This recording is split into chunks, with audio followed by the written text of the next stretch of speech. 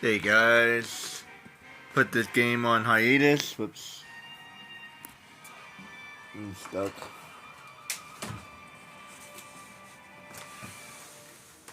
There we go.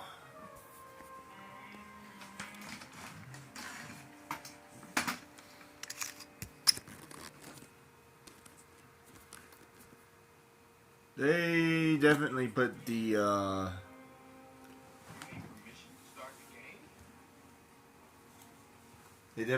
the difficulty high in this game. I needed a break from it for a minute. Um, Plus I just finished Treasure Planet, which was hard as crap. So yeah, I needed a break from it for a minute, and like I was doing fine all the way up until I got to the robot. So here I am.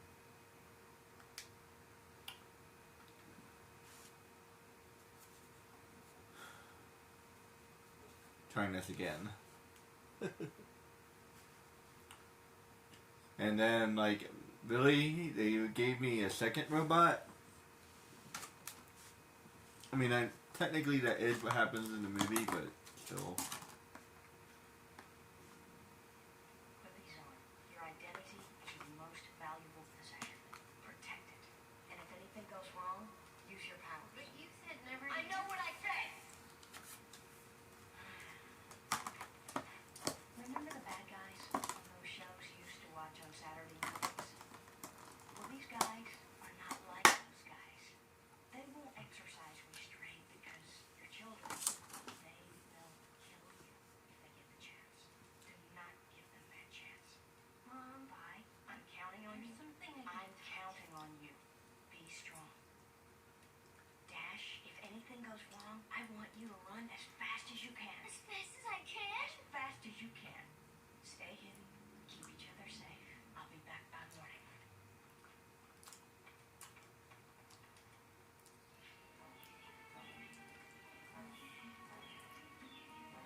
Stretching is very important.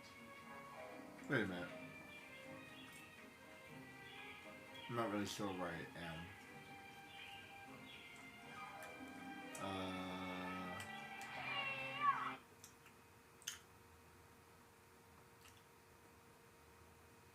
Give me a second, guys.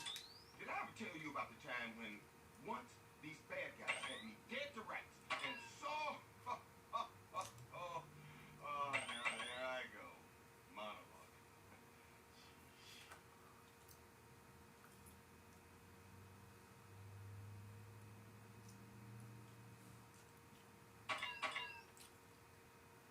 Did I beat the robot?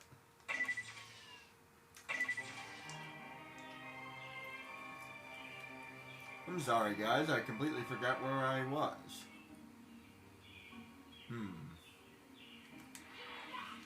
I could have sworn I was still at the robot.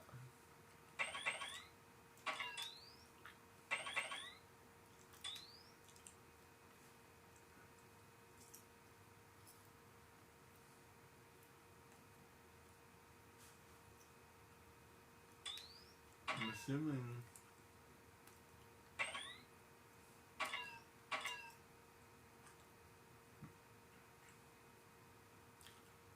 Maybe I already did it. Well then.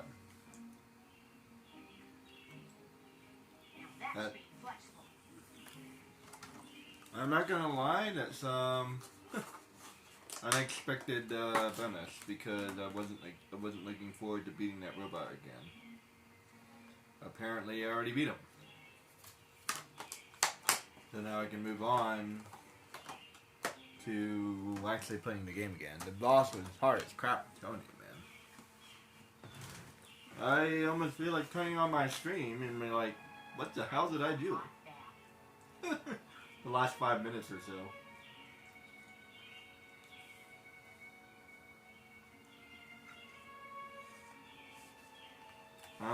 Okay. Where am I going?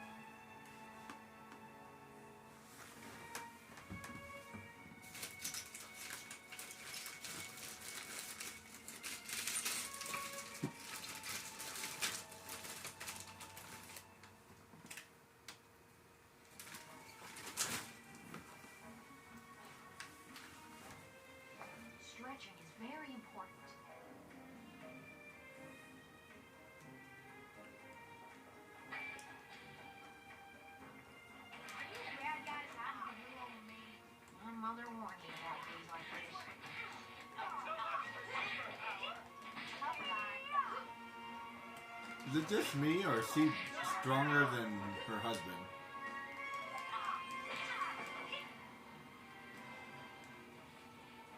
Seriously. Why are you stronger than your husband?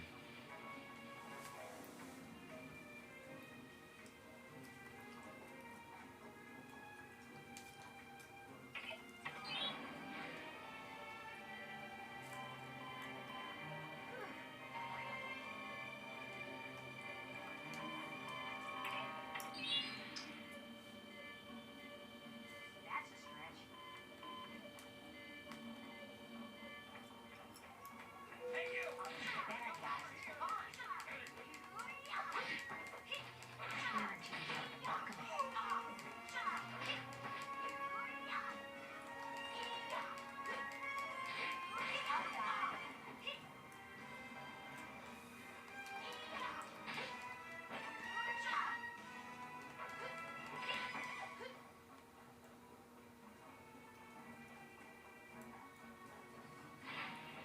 These guys snappy.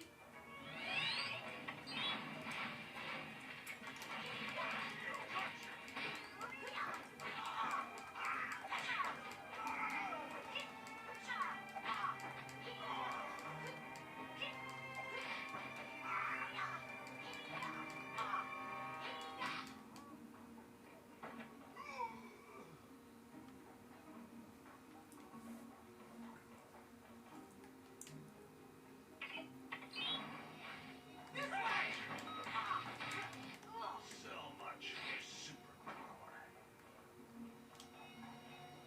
Okay. Didn't even need that. But you know, it would be nice if games would give you like over health. So basically, like, I pick that up and then have it as a dot underneath or something. And then, like, as soon as I get health, as soon as I get injured, I can, like, press circle button to use it or something.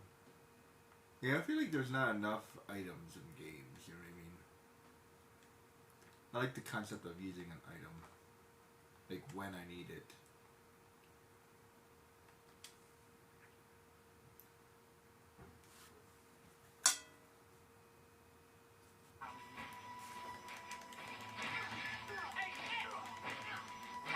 Tough guy.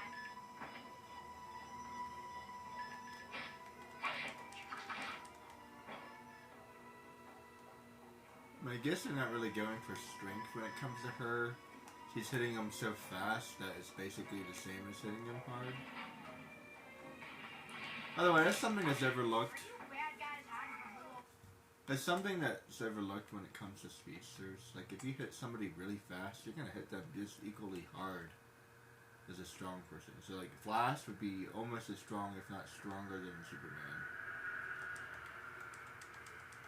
And then think about it, like, he's durable enough in order to, like, handle whatever he's doing.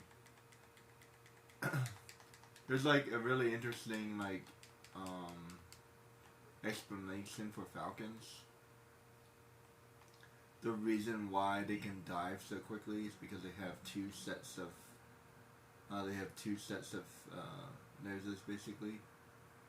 So instead of like 2 holes like we have, they have 4. And one of them is for letting in the air, so it's not really like they're not really breathing with it. They're more like gills, or they function more like gills, and then they breathe with their actual set of nostrils. And the reason why they don't lose consciousness while diving is because of that reason. They talk about evolution. So in other words, the bird is built to go fast. So that's a long explanation for, yeah, you're built to go fast. I don't know if her body is like more solid or not, though. That would be interesting to find out if their body is like more solid to handle the speed. I think they're fairly aerodynamic. Like if you look at a falcon, they're very aerodynamic. Plus, they're smaller than like eagles and their wingspan is about the same. They have the same wingspan as an eagle, while being a little bit smaller of a bird, so they're a little bit more compact. I wonder if there's other differences, like their feathers. I know there's something to do with like air resistance in their feathers, but yeah. So needless to say, if Flash could go that fast, his body would also be designed for it.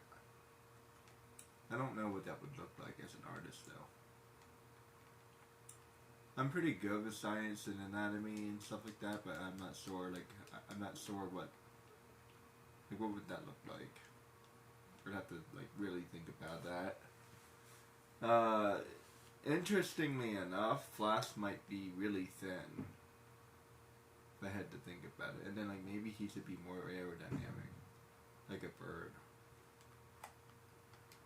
Like maybe he would be more like Mr. Fantastic, where his body can like move or something.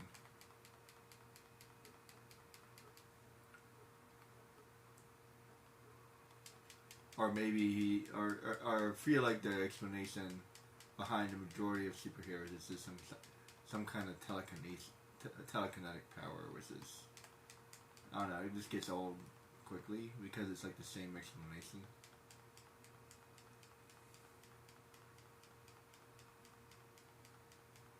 I think the fastest people in the world tend to be taller. So I said Flash be a little bit taller. Well, swimmers are taller, but I'm not sure about runners. I have to double check that. I feel like the majority of fast runners are taller. So Flash would be like taller.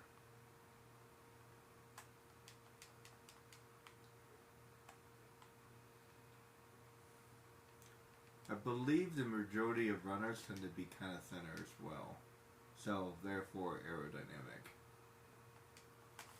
However, Flash is going so fast, it wouldn't really matter. You can have all the aerodynamics you want. He's going so ridiculously fast, he has to be made of something. You know, something tougher. So in other words, he also has the power of toughness, just like Superman. Roughly speaking. And then he hits people going that speed, yeah. That would like break his bones every time he ran.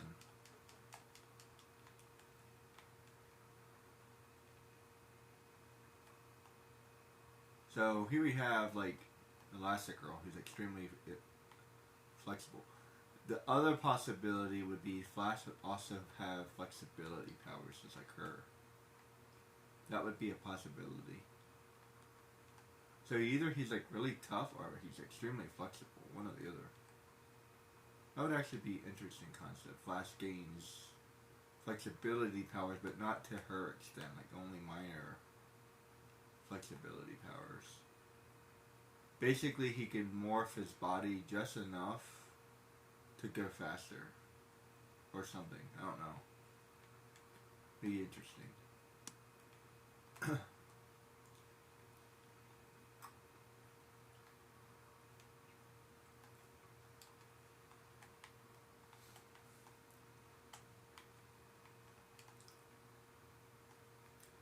Makes you wonder where Flash gets, Dash. You know why I called him that now. Reverse Dash. Anybody familiar with? Never mind. They actually have another son. His name is Reverse Dash. Whoops, why am I going that way? Makes you wonder where Dash gets his speed. So, I imagine, and I think I talked about this briefly before, I imagine that he gets his powers from his dad. So, his dad is super strong, and we can equate that to the power of physicality, right? So, he has the power of physicality. Speaking of which, I would imagine that Bob would be a little faster. Not like Dash fast, but like Hulk is like ridiculously fast. I think he's like one of the fastest characters there is. I think Spider-Man's like a little bit faster than the Hulk, but not that, but not by much. Like, I think he's just slightly faster. Hulk is like wicked fast, like 60 miles per hour or something like that, maybe faster. And considering like his strength is infinite, his speed would also be relatively infinite. So not necessarily like as impressive, but like put it this way, he should be able to keep up with Superman pretty easily. Although he's a Hulk, haha, get it. So maybe he would be a little bit slower than Superman, but like we've clearly seen how athletic he is. Like he doesn't seem to get tired. So he could just literally run as much as he wanted to. And all he had to do, and all he would have to do is like slam the ground like really hard. So like, here's a good example. I'm relatively tall, like not too tall, but I'm pretty tall. So like I'm on the treadmill, and when I take a step, I feel slow, right? Like physically, like the way my legs move, I feel slow, and like I don't know. I just glanced over to the person next to me, and I was just randomly wondering how fast they were going, and I'm like, I wonder if I could predict how fast they're going, because they're moving a lot faster than me. Like the movement is faster, right? And I'm like, then I'm watching, but then I start watching the treadmill, and I'm like, I think that we're actually going the same speed. Now, just out of curiosity, I checked the treadmill. I'm like, oh, I think we're actually going the same speed. So both of us were on a 6, right? And the guy next to me was like on a 7 or something. And I knew he was going faster, but didn't seem much faster, right? So, and I'm like, but visually, like I'm moving slow. I look like I'm jogging. And he's running like full, like, and he's kind of a shorter guy. So now that I'm thinking about it, maybe most faster people are taller. But anyway, and he does, he's running full out, full out to go roughly the same speed I am. Now I could go a little bit faster, and I've never been particularly fast myself. I could probably hit 7, maybe at 8. I've seen people run at 9 or 10. I don't think I could ever run that fast. But I can run a 7 or maybe an 8 pretty well. 7 would be difficult, for sure. I could do 7, and 8 would be hard. Like I'll be running as fast as I could at 8, I think. But what I'm explaining here is the amount of effort that I need to do. So I'm working a lot less to do the same thing, right? So that's the Hulk, right? So let's now imagine that I'm the Hulk. Every time I slam my leg on the ground, I'm going to propel myself forward because I'm infinitely strong. And then I propel myself forward, and then I do that again. And again and again and again. And he doesn't really run. If you ever watch the Hulk, he kind of leaps from place to place to place.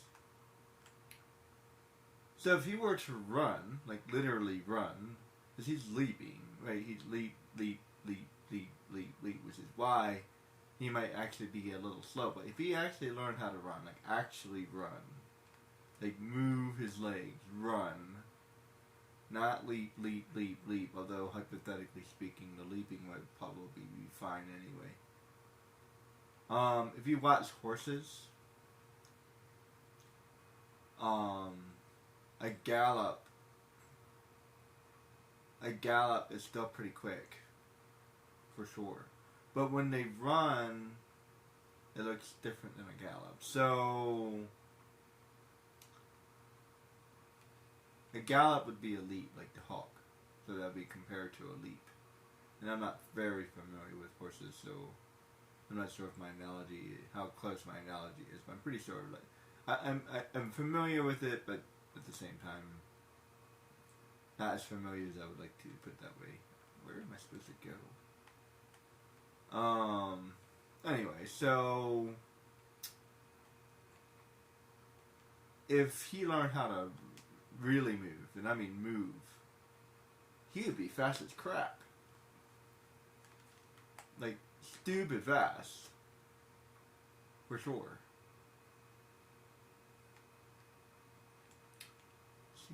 Seems to be endless. Not having a map is very bad. So anyway, so like this, needless to say, Hulk should be ridiculously fast. Like, put it this way, if Spider-Man, let's just consider Spider-Man's webs to be a feat of speed for a minute. So we all know that Spider-Man's fast. That's not a question.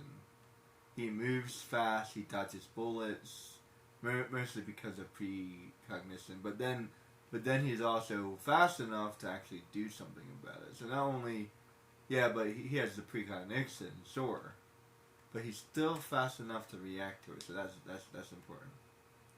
Having precognition doesn't mean anything if you can't actually do it, right? And then he would be pretty much fearless, because just because you can do something doesn't mean that you're capable of doing it. In other words, he's physically capable of doing it, but mentally maybe not. So that's another conversation, but they don't talk about that enough.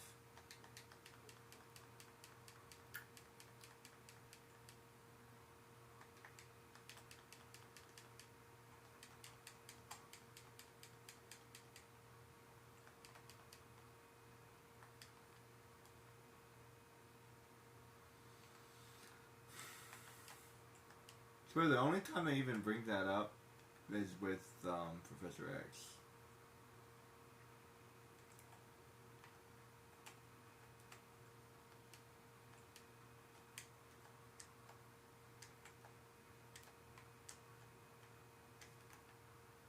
Anyway, so yeah, basically here we have it. You know, the Hulk is fast. that's you know where it's going with that. So if the Hulk is fast, then so should Bob. Bob should be pretty fast. So same reasoning. With constitutes as well, by the way. I don't know how strong runners are, but I imagine that they're pretty strong because they're moving the muscles a lot. And although it's different muscles and all that stuff, but imagine that they're pretty strong. So imagine that anyone that was fast would have some great ability of strength as well. So it's not like one or the other. That's not how it works. You would have some kind of mixture of both. Unless it was like magic or something, but I believe the majority of powers are some kind of, are like physically explained, like mutants or whatever. As a matter of fact, do they ever explain what superheroes are? I imagine that they're mutants because if Bob and Helen get together and they have kids, and both their kids have powers, then that would imply that's genetic.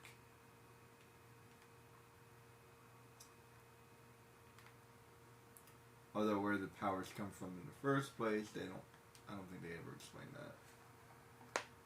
Let's just assume for a moment that it's like My Hero Academia, I guess. Yeah, I'm just gonna assume that it's My Hero Academia. Like, one day, one person had powers, and then who would that be? Just out of curiosity. Like, what is the origin story for the Incredibles, or does it go back to the dawn of time?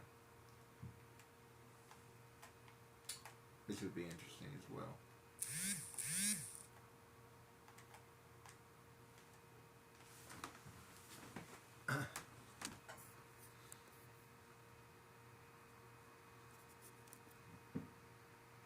It seems to me that The Incredibles specifically is basically a parody. You may not see it as a parody, but it's definitely a parody. First of all, it's like the average sitcom, for sure. This is funny as crap. And then it's clearly a parody for... to think about that for a minute. I feel like he might be Captain America. Is he supposed to be the best hero? Is he Superman? He might be Superman. Doesn't feel right. Captain America feels pretty good though. Although I believe one of the characters is Captain America. So I don't remember their entire roster actually.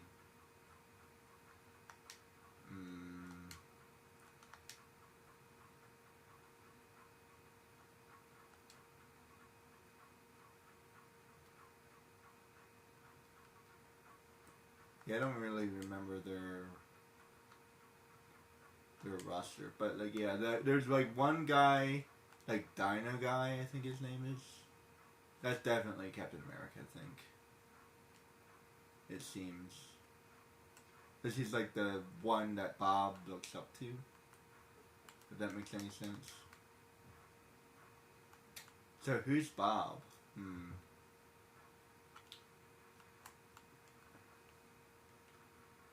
So if Dino Guy is Captain America, then Bob would be... I guess Superman would work. Although Superman's pretty old too.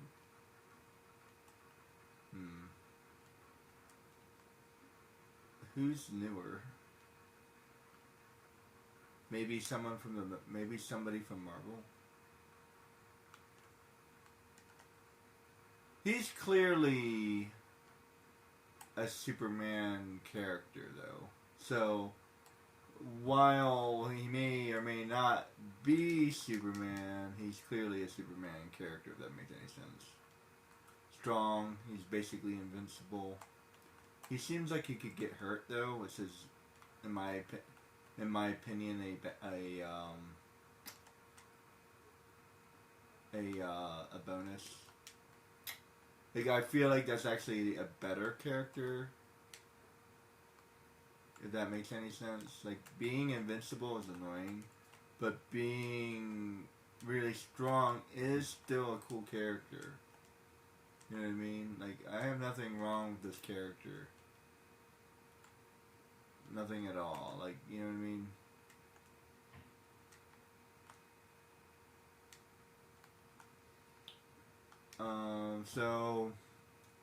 However, he seems to be more invulnerable than, you know, your standard person. Plus, he seems to have, like, some kind of spider sense on top of it. Like, he knows something's gonna happen before it happens, allowing him to dodge it before it happens. And he doesn't have the speed of another person, so his incredible sense, if you will, is pretty amazing. Like, he dodges Jack, who's clearly faster than him, but he still manages to do it. Like, yeah, he's clearly slower than Jack. Jack's way fast. If like Jack had like any kind of like, I don't know, was actually trying to hurt his dad, yeah, his dad would have no chance.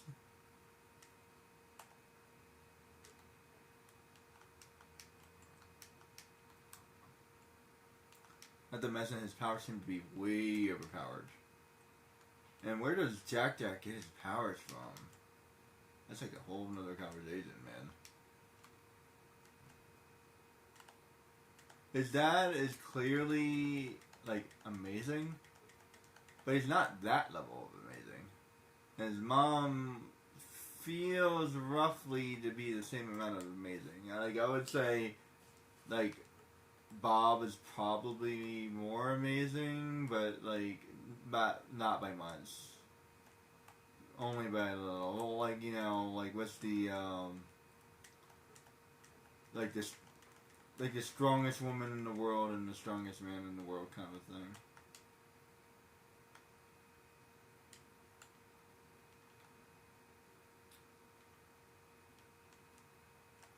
I wonder who the strongest woman in the world is. That'd be interesting to look that up. I don't know if anybody beat him, but the strongest guy in the world is this guy named Eddie Hall. You have to look him up. He's strong as crap, man.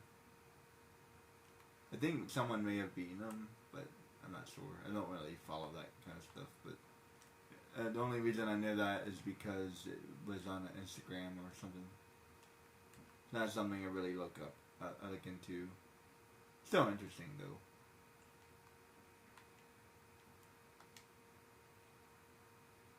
If I'm not mistaken, there is somebody who might be stronger than Eddie Hall, but I don't know.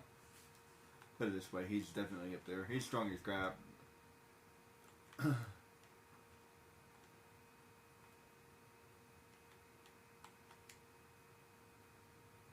But who's like the strongest woman in the world? That'd be interesting. He's going fast as crap.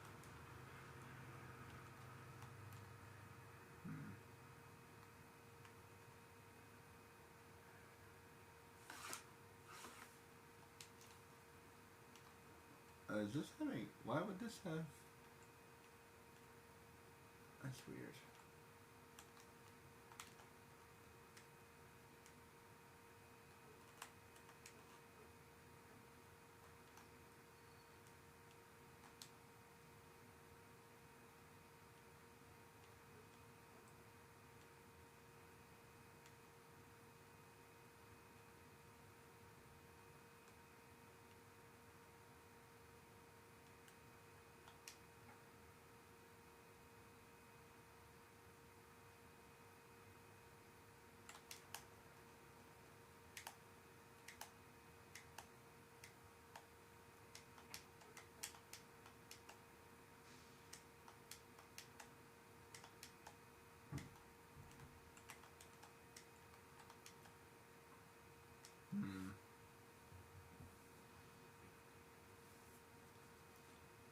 I just feel like looking that up just out of curiosity. Like, I think it was somewhere around like 1,000 pounds, but maybe even more than that.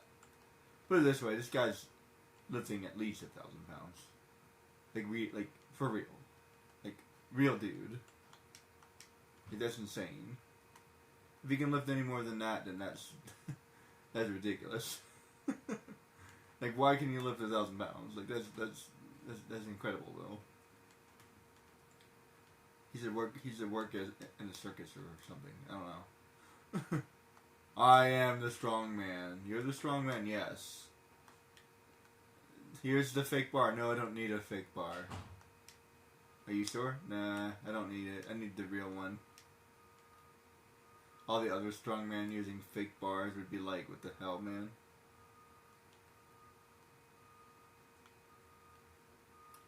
I think the majority of strongmen are still strong, but they like make it more exaggerated because apparently 1,000 pounds isn't enough. Does this say that how, like, I don't know,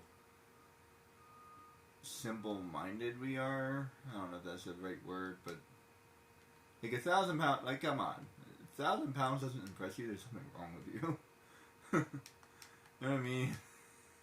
Freaking 1,000 pounds, like. Okay, truthfully, if somebody said they could lift 900 pounds, I might not be interested. I don't know. Something about 900 just doesn't seem impressive. But if you say 1,000, something about the word 1,000 has a nice ring to it. 9,000. Yeah, can you imagine if you said 900? 900. Yeah, it's just not. It's not the same. 9,000 is the word 1,000, man. Has a nice ring to it, man.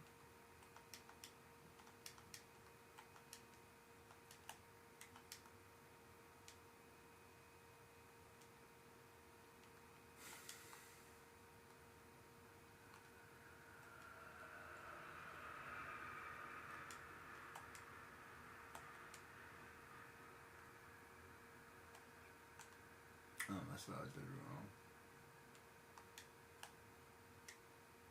Get in the jobber.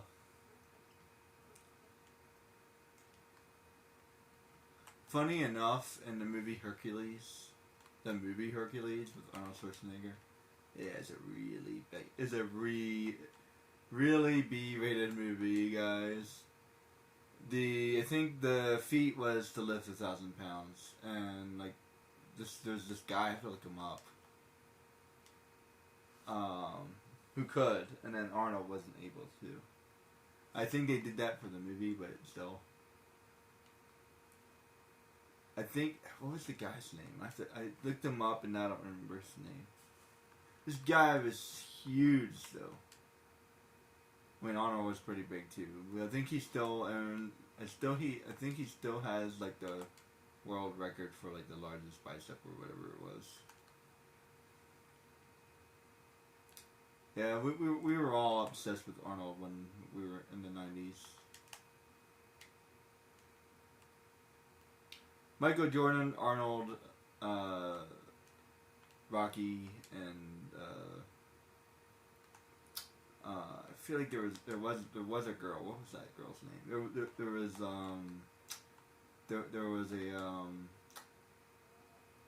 There was a famous gymnast. For the life of me, I can't remember her name. She was like on every like cereal spot.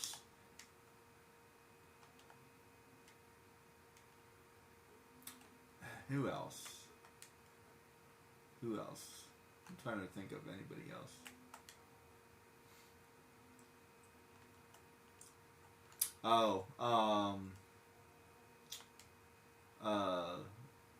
Goodness gracious. What are those girls' names? Serena and crap. Whatever her sister's name is. The tennis girls. Tiger Woods.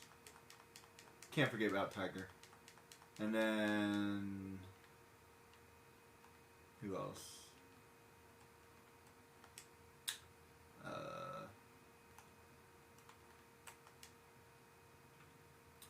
feel like there was like a really popular like NASCAR driver for a while. Probably Malcolm. Yeah, Malcolm probably. No, I think Malcolm was before me. Who was like really popular like during my time? The Rock. For sure. Ah, crap. Yeah, The Rock was really popular for sure.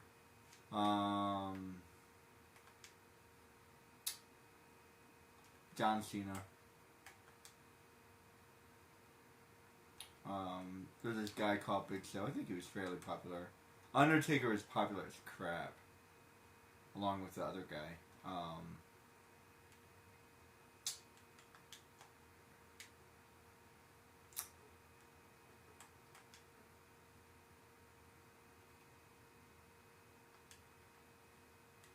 Can't remember the other guy's name. I think he was supposed to be his brother or something.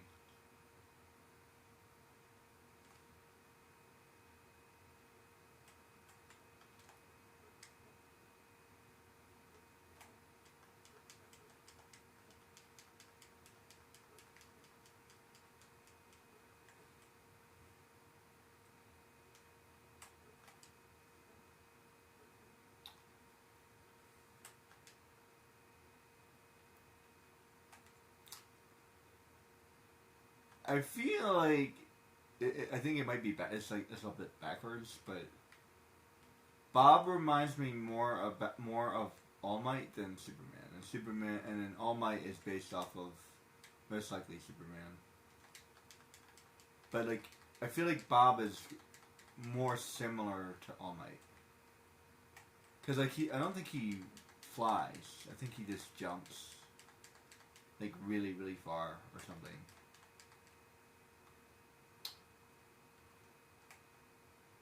Reminds me of like the original. Are you guys familiar with like the original Thor, where he would just like throw his hammer, and then like catch the hammer?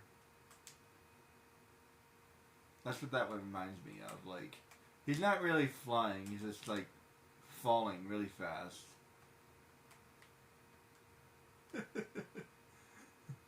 falling with style.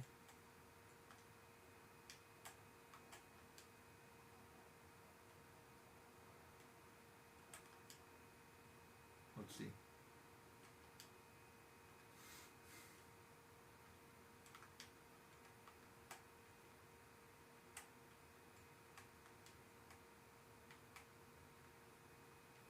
Wait, what was I supposed to do? I don't know. Crap. Damn it, I was making like really good progress. Well, I think it saved it. Good.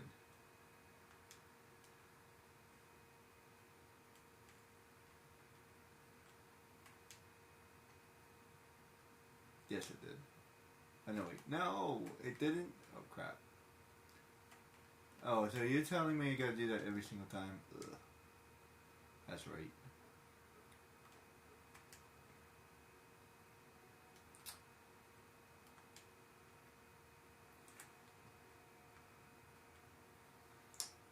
Ah, man, that's bothering me. There was this character that you guys would most likely not be familiar with at all, unless you're like a millennial. His name is The Tick, and that's definitely who Bob reminds me of. I do not remember his skill set. Mostly I just remember he was like really energetic, really positive all the time, very familiar with like Major Glory from Dexter's Laboratory. Anybody remember Major Glory? Yeah, like Tick and Major Glory, right? Both of them feel more or less like the same character to me. They both, like, shape-wise, they're both really strong characters. They're both like the leader. They're both like this kind of Batman character, not Batman per se, but this like visually Batman, but attitude Superman. Well, I guess Batman and Superman are very similar, aren't they? Although I would say more along the lines of Superman rather than Batman. Like here's a random like piece of trivia. Like Superman is actually a little bit taller than Batman, like by like 1 inch or something. So like I think Superman is 6'3" and like Batman is 6'2".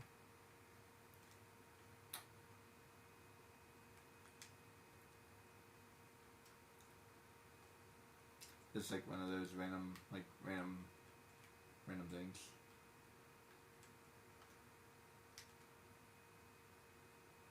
I think that's where it started. Yes. And then, what am I thinking?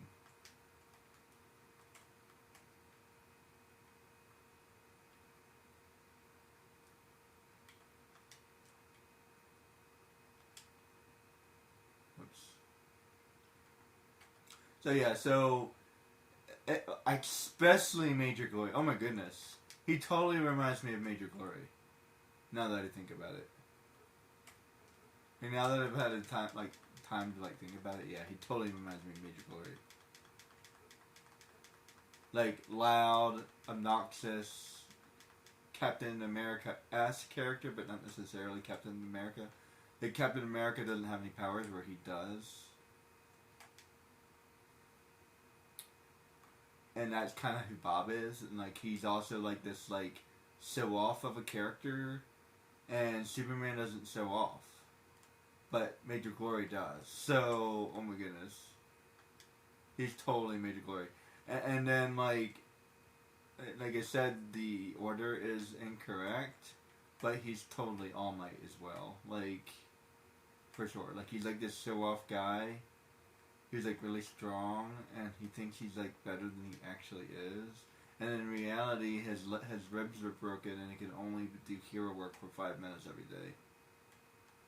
And let me tell you, the comparison for All Might and Bob is ridiculously close. Like they are basically the same character, and it's hilarious because I can imagine Bob actually being hurt, like especially because his back hurts or whatever.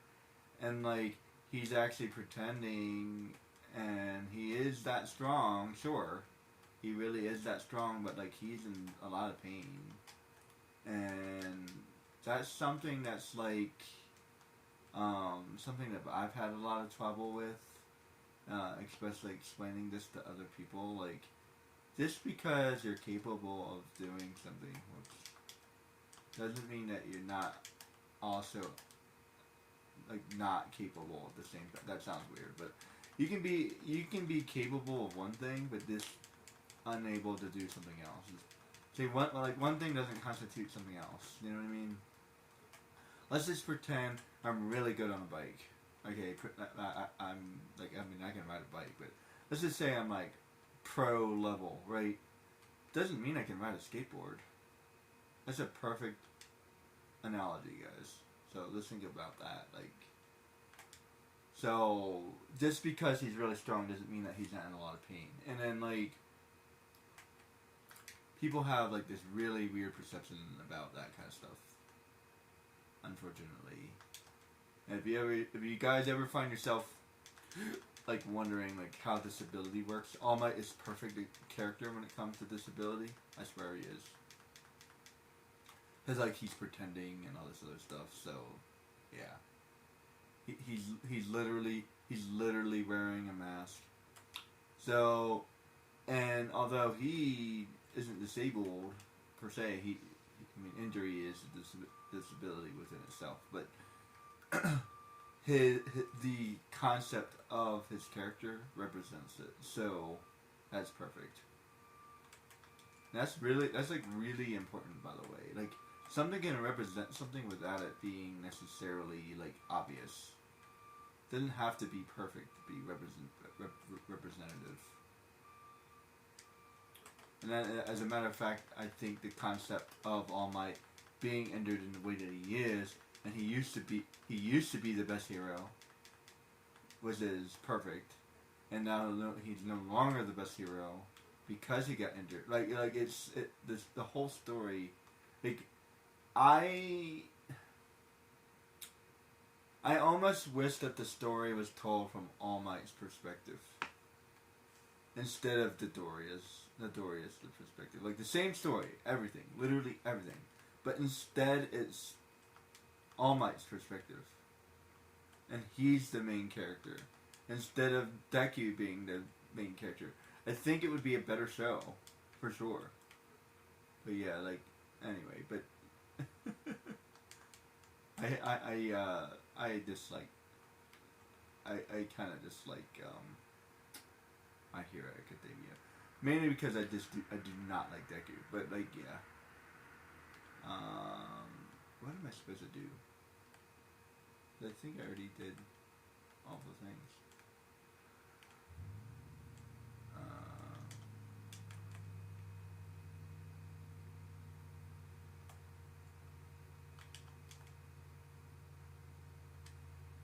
Feel like I need some health. There we go. Elastigirl's easy enough. Bob is actually difficult a little bit. Like, I'm not gonna lie, he's a little difficult because, like, I can't really think of a character who's truly Bob. Not really.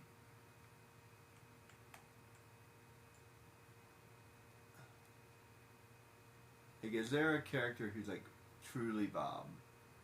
Like, yeah, Superman for sure. Obviously. But, like, not really. He's really his own character. They did a good job. Elastigirl, yeah, is 100% this carbon copy of, like, Mr. Fantastic. Or, I mean, whatever his name is. Fantastic Four. I think that's his name. Yeah, Mr. Fantastic. It's been a minute. I'm not the biggest Fantastic Four fan. The movie was really good, and everybody says it wasn't good. I'm like, what do you mean? I thought it was good. I liked it. It's not the same as the comic book. I don't really read comic books, but even if I did, I wouldn't care about that. I can genuinely say that I read Harry Potter. And I would agree that the book and the movie aren't the same, but wouldn't necessarily say one is better than the other. It's more like it's missing information, but not necessarily better. And in some ways, they go back and forth, for sure. In some ways, I would say, the movie's better than the book. So, both can be true.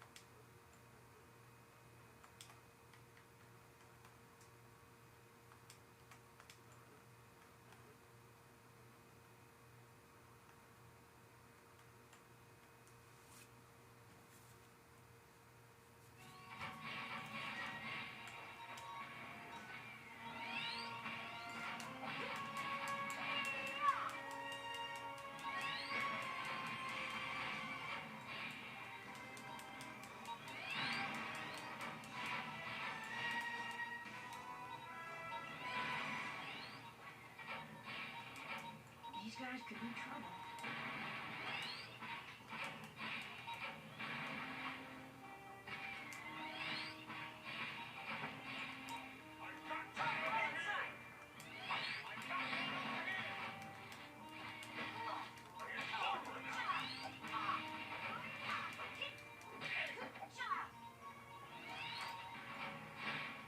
Oh, damn. I gotta be more careful.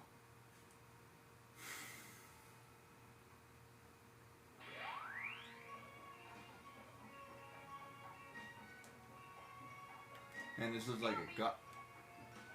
This looks like a gut night, man.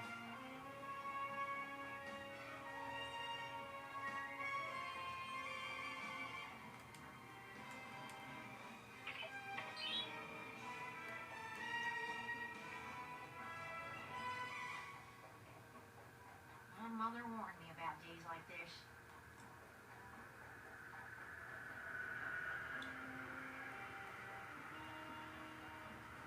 Where am I going?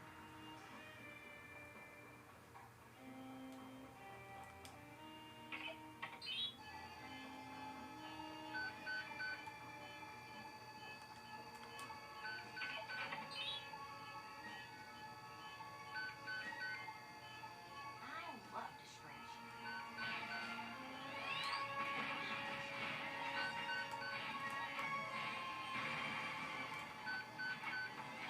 Whatever happened to ladies first? Feminism. Actually, we're not going to be talking about that. But it's true. They definitely need to be more flexible. I consider myself to be a traditional person. And I'm as feminist as a lot of people, actually. But there are some of it that I don't agree with.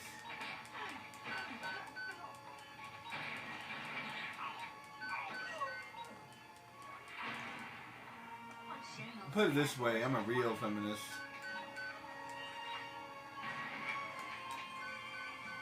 The reason why I believe ladies should be first is because we have advantage. Women aren't equal with men, so they need help. That's another conversation for another day. They definitely need to be more flexible. The reason why they need help is because they need help. You see what I'm saying? Because they're not equal. Those bad guys hiding from little old me. if men and women were equal, then women wouldn't, ladies wouldn't go first. See how that works? You don't have one or the other.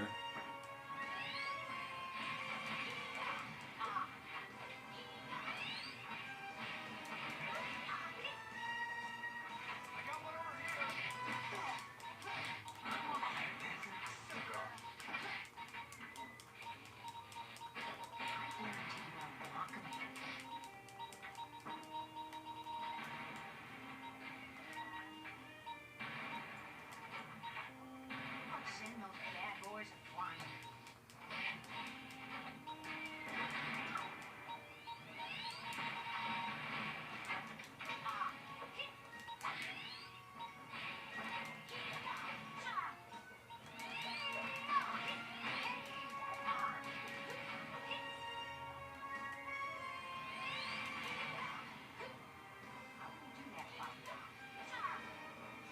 Nothing like a little picnic.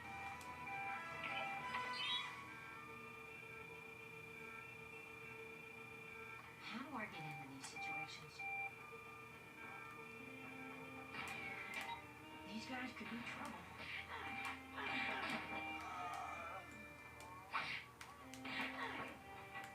Bring it on.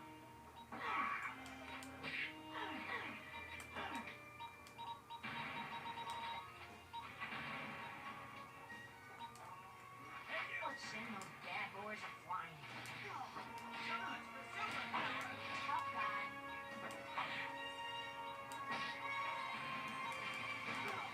It's over now. Guaranteed I'll knock it. Let's see, that way.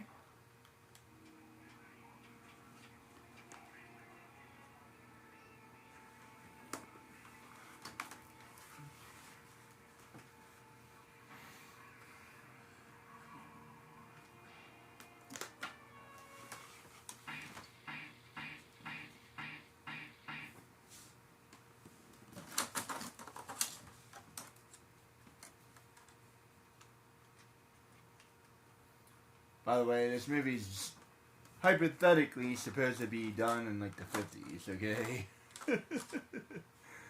So if you ever watched the movie, they're going based off of like an old, like it's old, like newspaper was still popular.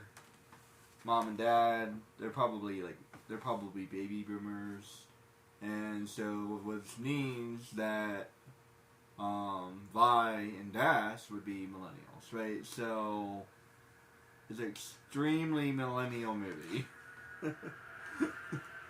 What you guys don't understand is what I grew up with is I grew up being asked to open doors because that's how I grew up.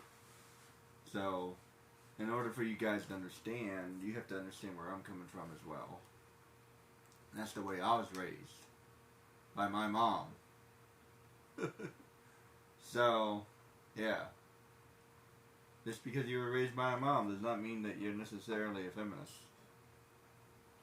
Although, but my idea is a little bit different than some other people's might be.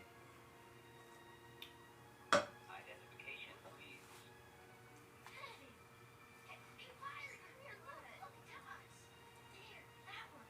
Voice key incorrect. Voice key incorrect. Wait a second.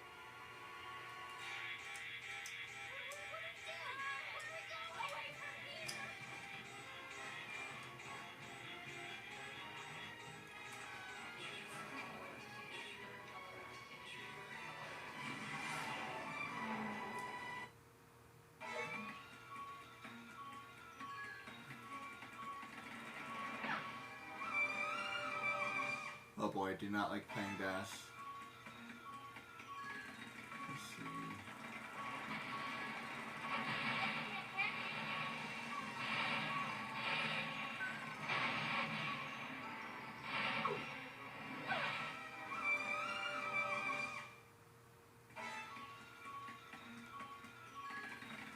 I've played a lot of speed games, but Das is like, I don't know.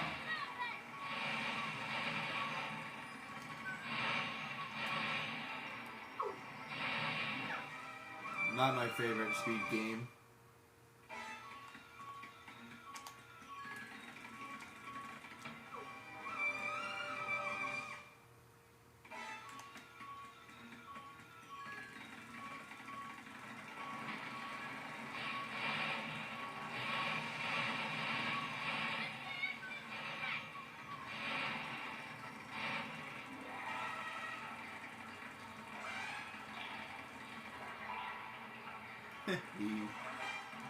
Whoops.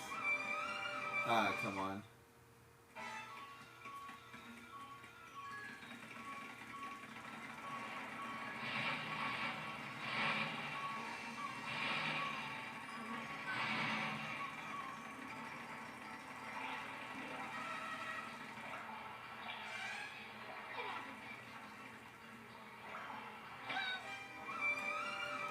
And you can't stop, which is really annoying.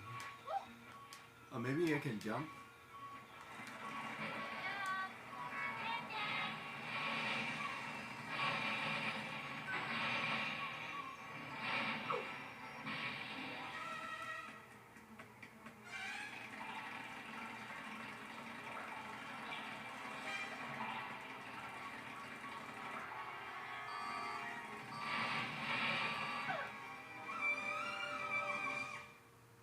Wow, I don't have any time to do this.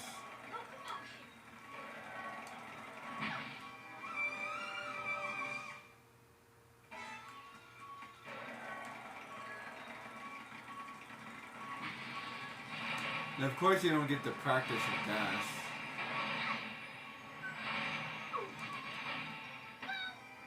Like you can just go straight into it. Like, I've only played one mission before. Like, good lord. They're gonna give you a ridiculously hard mission right away.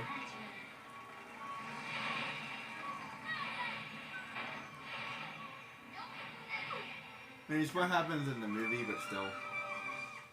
I feel like, I don't know, there's a way, I don't know.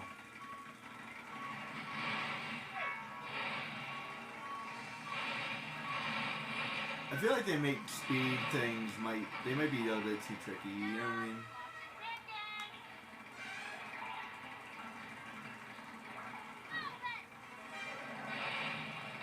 Damn. At least give him some health points or something? I don't know. If he's running that fast, he would be tougher.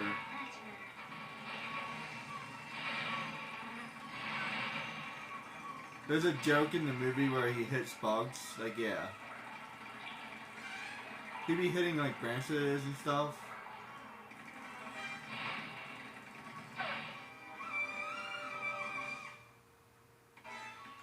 And he would probably have to have spider sense as well. Because, like, if you're moving that fast, he wouldn't really be able to see very well. Like, so his perception would have to be, like, superhuman as also. And not only would his perception have to be superhuman, but his reflexes would have to be superhuman. But it seems to be appropriate because his dad has, like, superhuman reflexes, so. As a matter of fact, all of them seem to have superhuman reflexes. The mom does, all of them do. Even his sister. Because, like, she catches dash without, like, even realizing it. And you have to understand, like, the one thing I wish they did a little bit, just a little, is make the kids, like, not good at using their powers. I feel like they're a little bit too good at it. Like the fact that Dash is good is believable, but like Vi, and I feel like Vi is mostly believable as a character as well. Like she fails to save everybody in the plane, but then later on she does well. So like I don't know, maybe a couple more examples of them failing but being okay anyway, and then finally learning how to use their powers by the second movie or something. I don't know. I feel like they just progress too quickly sometimes. Or maybe even fail again later on. I mean, good lord, I mean, here's their dad, who's a veteran hero, who doesn't know how to use his powers, and the reason why he doesn't know it, And the reason why he doesn't know how to use his powers is because it's the movie and he needs to learn how to use them. And that's how you progress the story forward. But like, yeah, I mean, I understand like the story's about their dad, and then the second movie is about their mom, right? So I got that part, like, you know what I mean. But like, I just feel like they could have just focused on them a little bit more. That's all. Like, I'd rather have a slightly longer cartoon. And I know they're afraid to make cartoons too long, but still, it would make the story better. Honestly, they could have cut out. They could have cut out other things, in my opinion. And then the movie would have worked even better, and they could have focused on the actual family dynamics and like growing up as heroes, like, you know what I mean. And then for them to pick such a stereotypical marriage problem is both good and bad at the same time. Personally, I'm actually annoyed about this because like Bob has no like intention of cheating, but at the same time he's still taking advantage of his family. So I was reading something on Instagram about how he was never cheating. Like, what do you mean? Of course he is. Yes, maybe not in the way that the movie is representing, but it's still cheating. It's emotional damage, right? Like he's not paying attention to his family. He's not paying attention to his wife. He's going behind her back. What would you call that? Like, do you need anything else? Good Lord. Especially the going behind your back. Like, a husband and wife, like, they're supposed to tell each other all the, like, pretty much everything that's important. And they're supposed to discuss it and all this other stuff, right? So, especially if you're talking about something from this generation, like, that, you have to understand, like, the traditional family values that they're talking about in the movie, like, he would never want to hide that from his wife. But at the same time, what they're talking about is perfectly normal because men would act exactly like Bob. So, like, that's where you get the midlife crisis. So he's having a midlife crisis, and this is like stereotypical family dynamics during TV when I was growing up. Several reasons why I don't like it very much, though. Reason why is they always seem to make like mom perfect. That's a little annoying. Like, I don't know. Like, it's a little annoying that mom is just perfect, right? Why is mom perfect? Mom is not perfect. Like, stop. Can we stop making mom perfect? Like, it really drives me kind of nuts. Like, we need to stop doing that. Like, even Chi-Chi. Like, let's think about Chi-Chi for a minute. In my opinion, like, this is not a good mom. Like, a lot of people, like, yes, she raised her kids on her own and all this other stuff, right? She's not even, like, nobody's listening to Gohan. Goku's not listening to Gohan, and neither is Mom, right? So, and yes, he wants to go to school and all this other stuff, and yes, she needs to push him, and yes, this is a long conversation, right? However, she is quantifiably not a good mom. I'm telling you. Look, as someone who was raised by a single mom, I can tell you she is not a good mom. Okay, that, like, moms are a lot more gentle than that, and I can speak of that from a baby boomer mom. Okay, like, this is supposed to be like, and I know they're exaggerating for effect, and that's how you make a show. I get that. I understand this. If you watch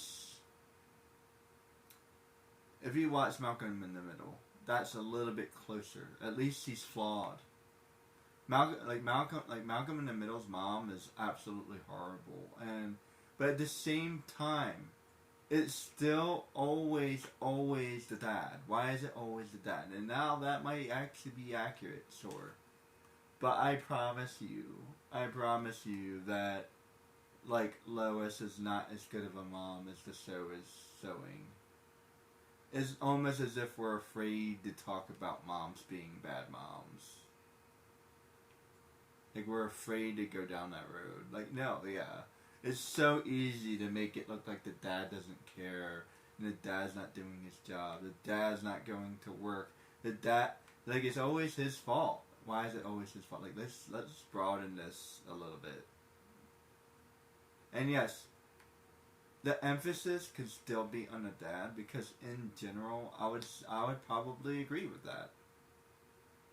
I would agree. Like, yeah, a lot of guys, you know, the whole milk. I'll put it this way, guys. I was raised by my mom for a reason. Okay, so guys get no leniency from me. None, zero, zip. So if I genuinely think a character is good, then you could probably listen to me about that, okay? I don't usually talk about that stuff, but I'm mentioning it in this instance because it kind of hits home a little bit. Like, mom is not perfect, and nor should she look perfect. As a matter of fact, I think it's healthy for kids to know that the parents aren't perfect.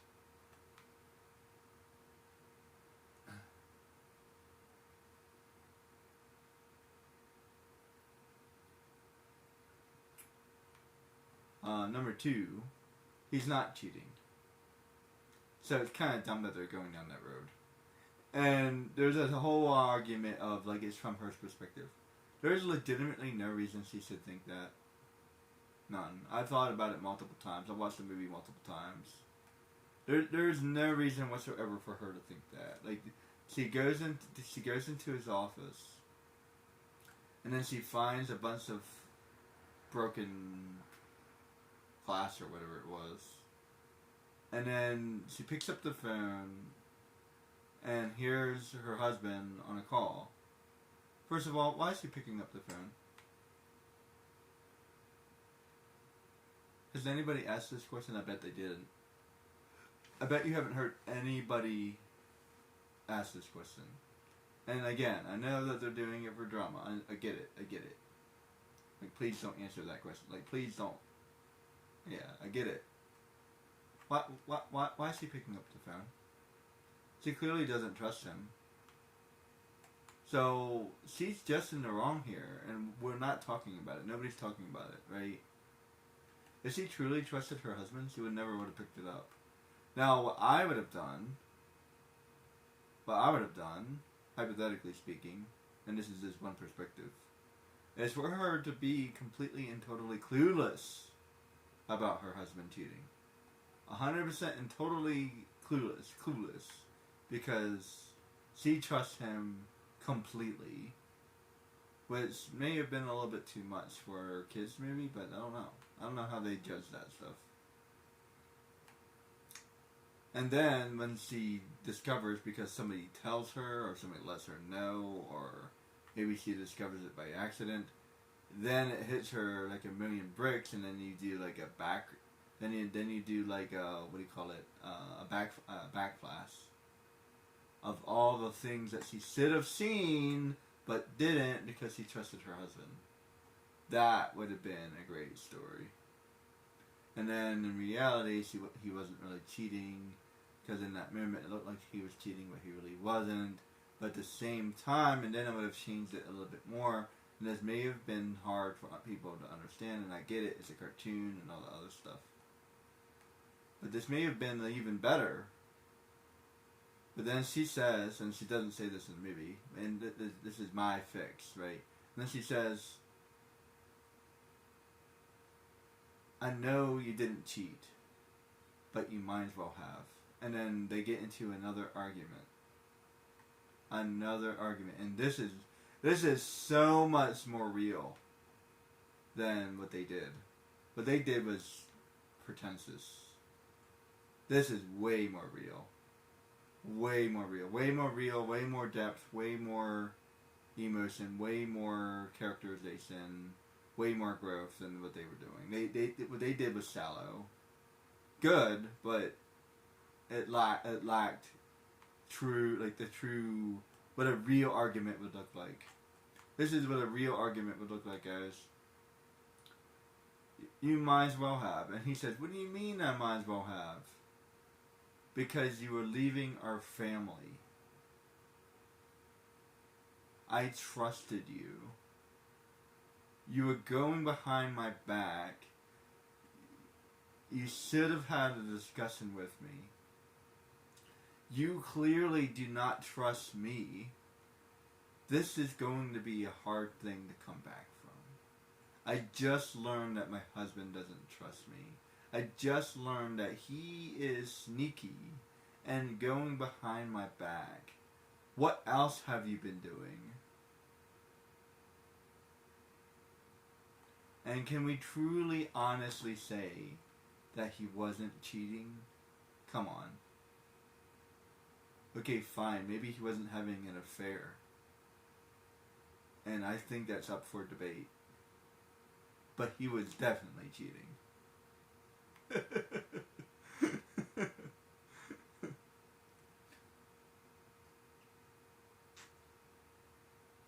And talk about abandonment issues. Like, Dash should have, like, terrible abandonment issues. And Vi is clearly already having abandonment issues, which is why she's like that in the show. And she becomes a little bit better and becomes a better kid when her dad starts showing up again. And once her dad starts showing up again, she starts to relax and finally is able to put back her hair. She feels more confident with herself because her dad is there. And that's and you guys might not understand this, but if you ever studied children's psychology, yeah, everything about kids are about their parents. So if their parents have an unstable relationship, it makes the child unstable. Which is why Vi is unstable and Dash is not.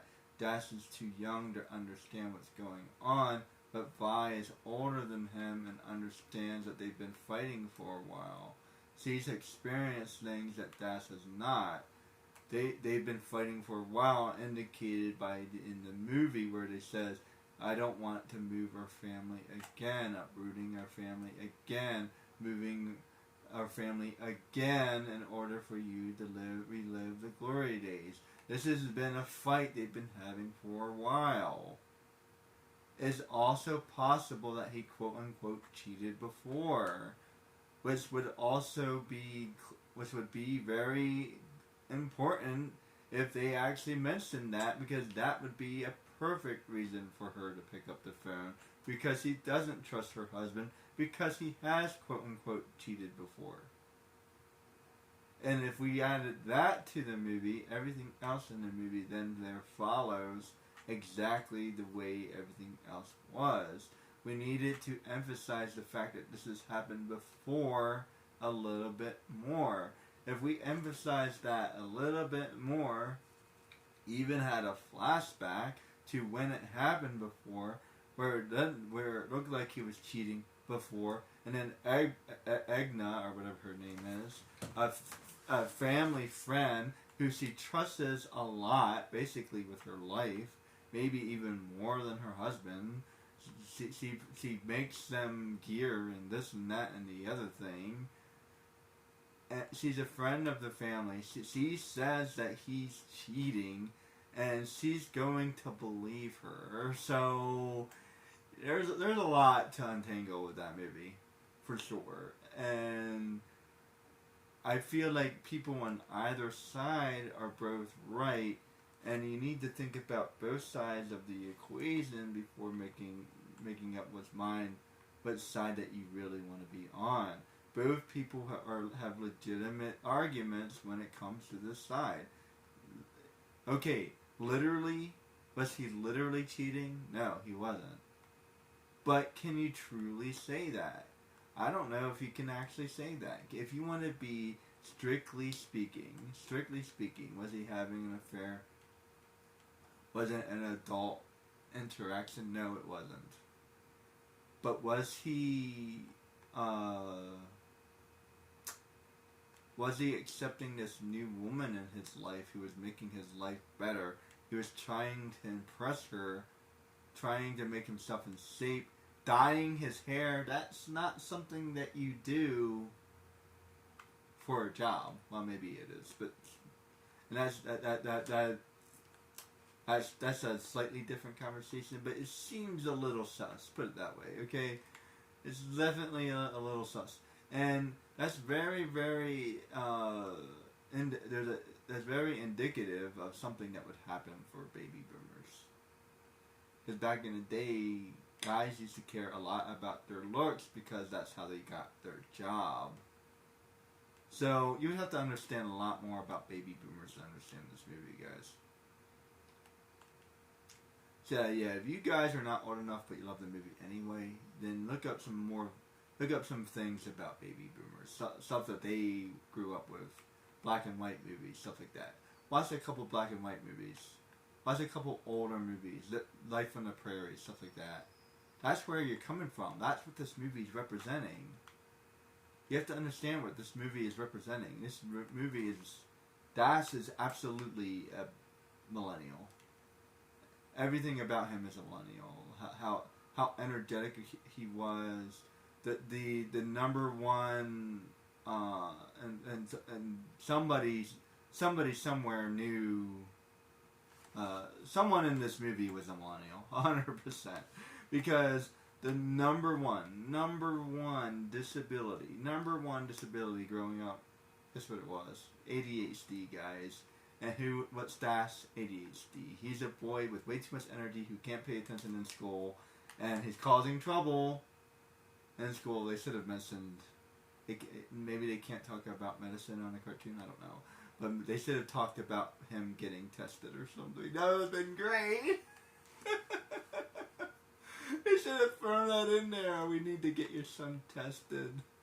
That may have been over the top. I don't know. That would have been perfect. I mean, think about his abilities, literally speed. It makes perfect sense for him to have ADHD. I mean, come on.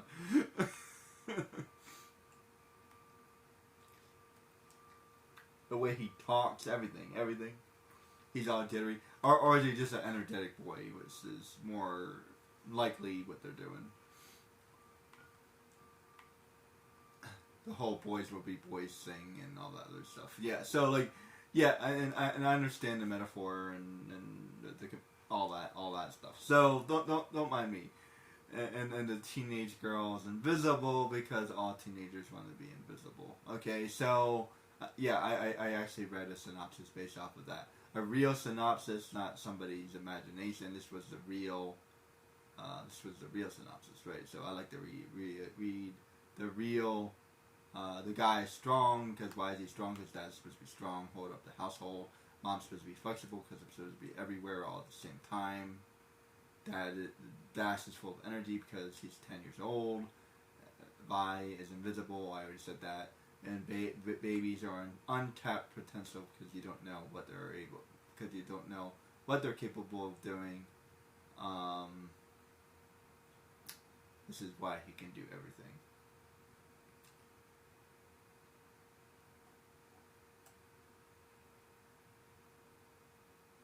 It also goes, and psychologically speaking, it goes a little bit further as well.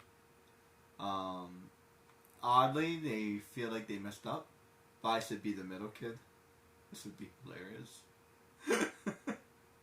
So, if you guys are unfamiliar with psychology, the oldest kid is normally the troublemaker. That's a strong dynamic in a lot of families. The middle kid is usually invisible, and then the baby takes everybody's attention. So Dash would be the middle kid. So I feel like that's wrong. But what happens when you're a middle boy, though? Especially if you're a middle boy who causes trouble. Would the girl then go invisible?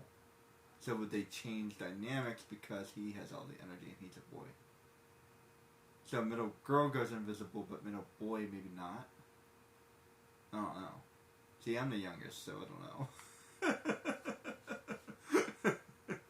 My brother's the oldest, my sister's in the middle, and I'm the youngest. So we are We are the quintessential family, guys. And for sure, my brother was the troublemaker. My sister's kind of invisible sometimes, and yeah, I was also kind of a troublemaker. But that's a long story. But yeah, troublemaker in a different way. Put it that way.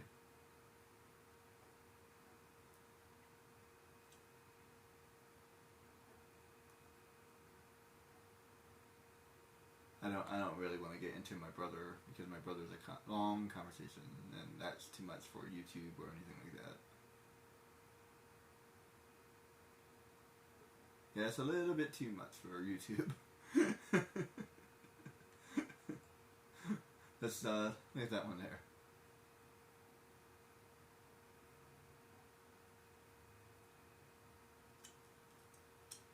I read something the other day. You need to learn a little bit less about each other. Yeah, I kind of agree with this.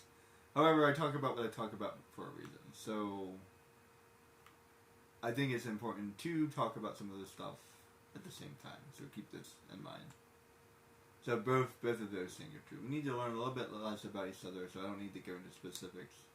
But at the same time, we need to talk about the overall subject, which is fine. So, yeah, I'm not going to get into specifics. I'm not going to get into details. I'm not going to talk about what happened or anything like that. So, if you guys have any intelligence at all, you should probably be able to read between the lines, though.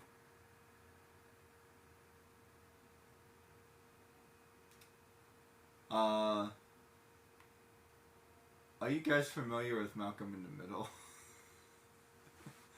Never mind. Anyway, that's enough said.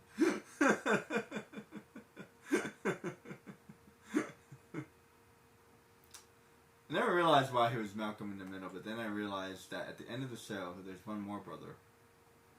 At the end. So there's, I don't really always, crap, how's his name?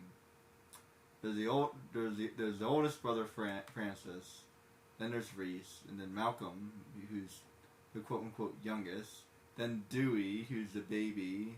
But then there's one more baby, so that would make Malcolm in the middle. If they never had the fifth boy, he wouldn't really be in the middle. He would just be the older youngest brother. He would be number 2.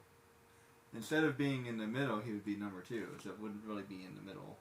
I guess he's sort of in the middle, but wouldn't that also make Reese in the middle as well? So Reese and Malcolm would be in the middle? I don't know. And they're really close in age, where Dewey's clearly younger than both of them. So Reese and Malcolm, they're roughly, I would say they're roughly a year apart. And Reese may have been held back or something. I would say they're roughly a year apart. And traditionally speaking, they're roughly about 2 years apart. But Francis is clearly 3 years older. So because he's in the military and all that stuff. So Francis, he's like 17. Malcolm, he's roughly 11 or 12, which makes Reese either 13 or 14. And since in the beginning of the show, actually I think he left home immediately. Yeah, I think he left home immediately. He was, even in the beginning of the show, he was in military school. I think he was in ROTC though. I want to say he was 17 or 16 in the beginning. So that's about right. I don't know how old Dewey is, but I would say he's roughly about 7. And I don't remember the next brother's name because I don't remember the last season very well. I have to look that one up.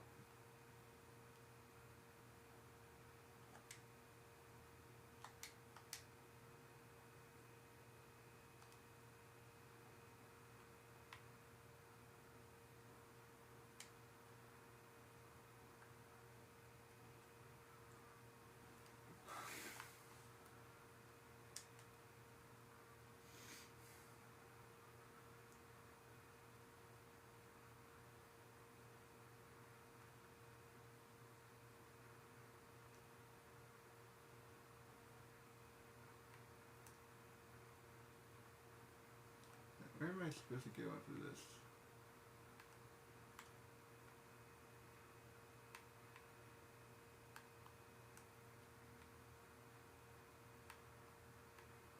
Ah, come on.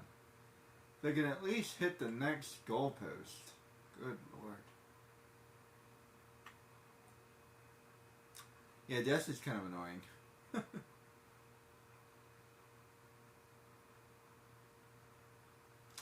I mean, I love him. I love him as a character, but as a game character, it's a must. Let's see, gotta go this way, I think.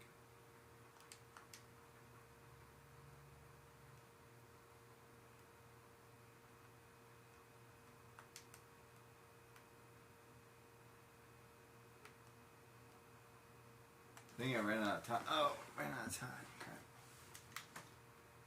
I guess I gotta use the boost.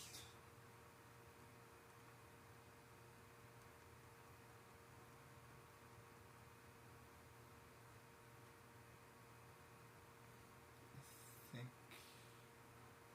Good.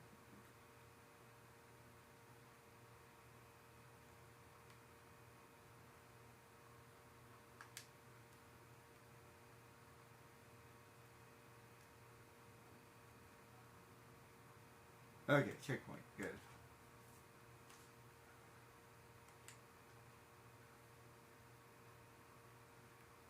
Sorry, but not sorry. I can get a checkpoint. I'm happy camper. Wait, I'm going the wrong way. Crap. I'm gonna go this way.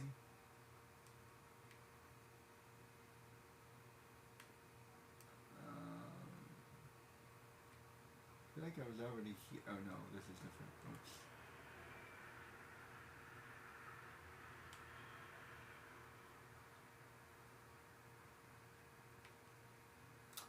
Yeah, I do not like playing the brother. Not gonna lie.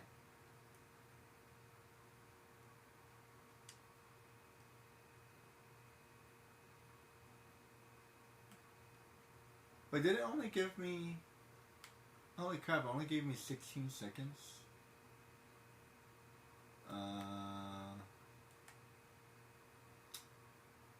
Goodness gracious.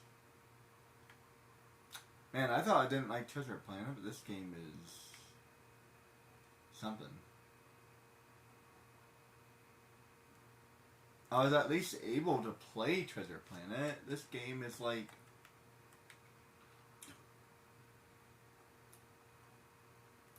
This reminds me of like the last couple of missions in Treasure Planet. And I'm not even near the end. That's ridiculous. This part should be quote unquote easy. And it should get hard at the end. Like every game.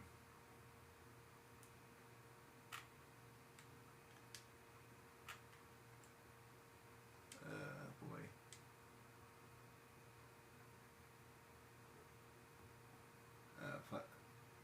Plus, on top of everything else, I have to do it quickly. Not cool.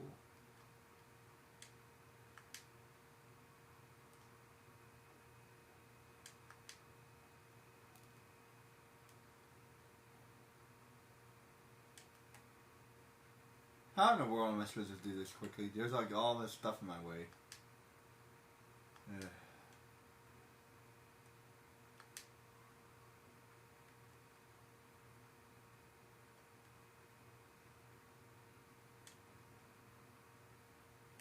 I think I was right there. I was right freaking there.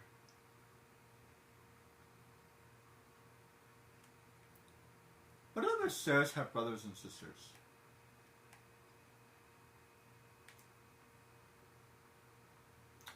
I don't remember that show very well. I watched it, just like everybody else, but I don't know, I feel like it was kind of young. All I can remember is Mary Kate and Ashley. I don't really remember anything else. And I know they had an older brother. And I wasn't that much into it. Mostly I remember the girls. More than anything else. I just remember the girls. And like, it was funny. But like, I wasn't like super into it. You know what I mean? but everybody in my generation knows about those girls. They're basically our sister.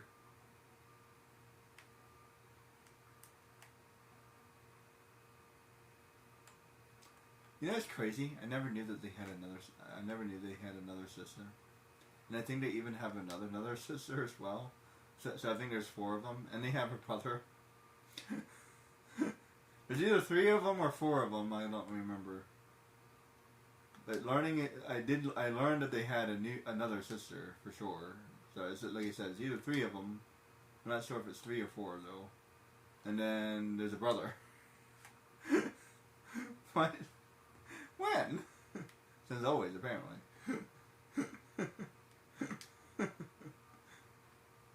I was today years old when I found that out, guys. Actually, not today. I've learned that a while back. But you guys were today years old.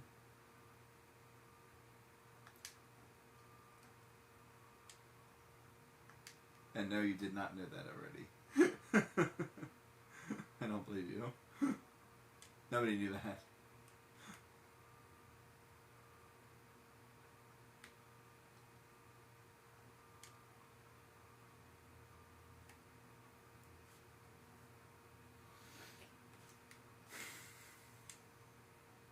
Talk about burning rubber. That boy must go through some shoes. Speaking of which, I need to get myself some running shoes.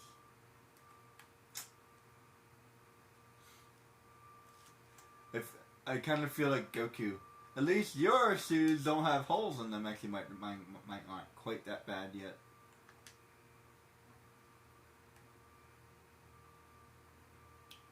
They have been that bad. I'm not very good at getting new shoes. I have the money. I just don't always think about it, and I don't normally care. I know, like, yeah, my feet definitely appreciate it, but I'm trying to be tougher. You know what I mean? You never get tough by buying new shoes all the time. I swear, that's one thing they can never you'll never be able to do. You can't make your feet any better. I swear, no matter how much you walk or whatever, like, that never gets any easier. Crap, why is that so freaking hard? Feet exercises.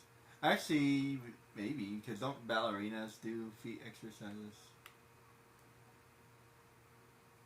To be honest, I don't really know anything about that. I mean, I know they do stuff with their toes and stuff, but, like, I heard they, like, break their foot by doing that. Not cool. Tell you, I love ballet, but, like, that's not cool, man. I think am I supposed to go the other way? No, I'm upside down. I'm just kind of confused about this game a little bit.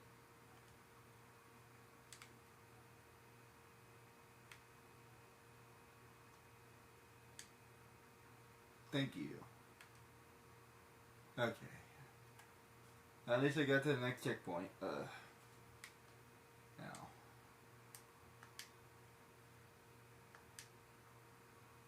Hey, running on water, my favorite scene.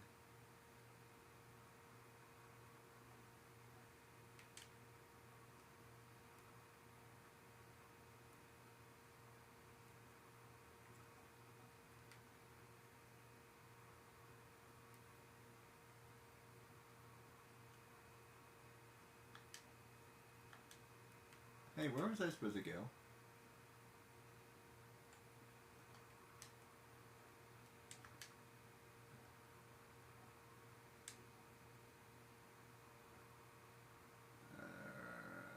Go that way.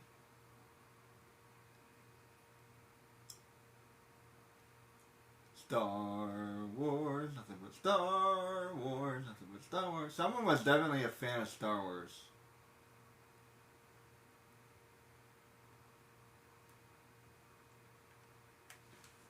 Or is it just me?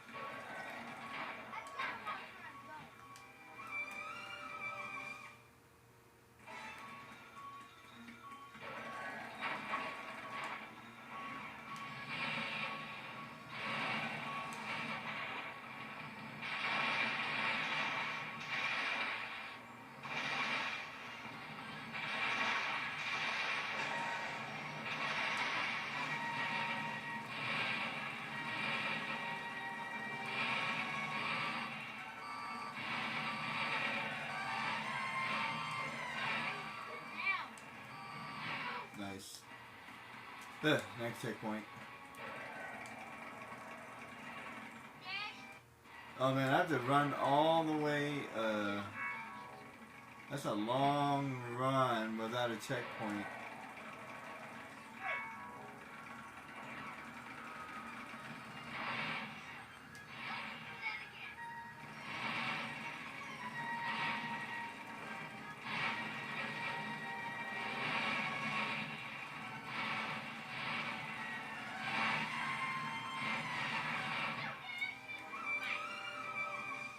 That's a long run without a checkpoint. Oh boy.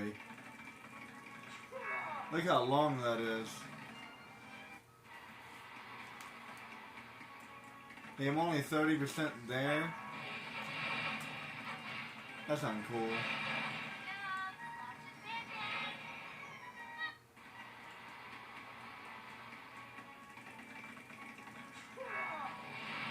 You've been arrested for reckless running?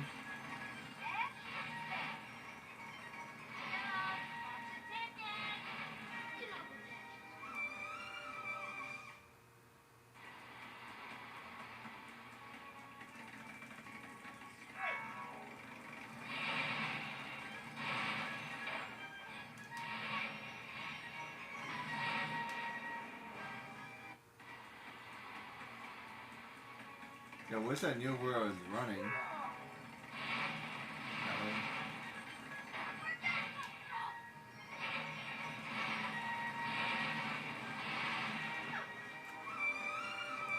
It's really hard to control him too.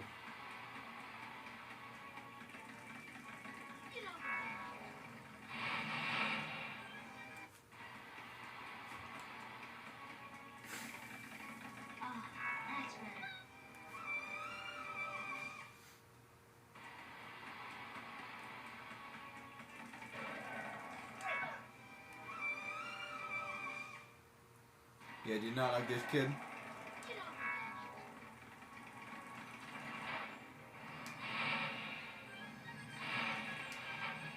Why do I keep on doing that?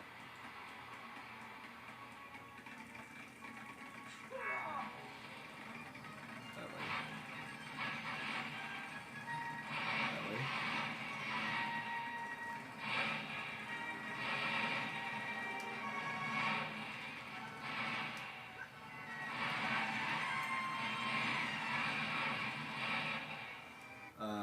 Crap.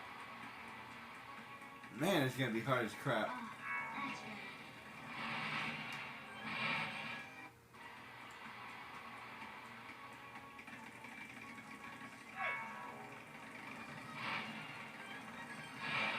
Not even sure where I'm supposed to be going.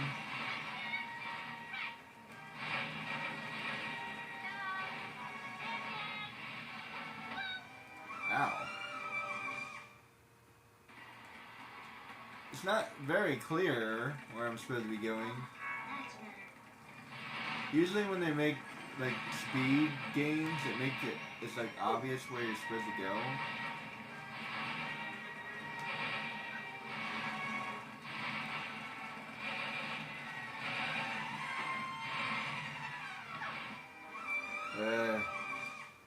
Yeah, I don't like this at all.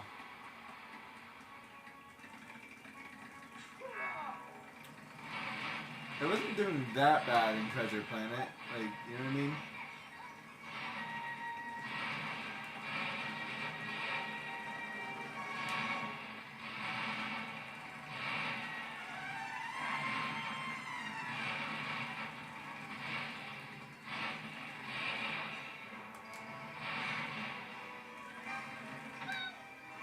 Come on. The fact that I have to start over every time is really ridiculous. There's not another checkpoint, like really?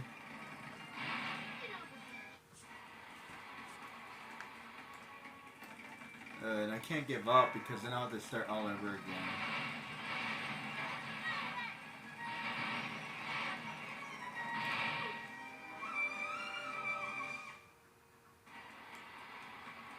I'm doing pretty good with the platforming part.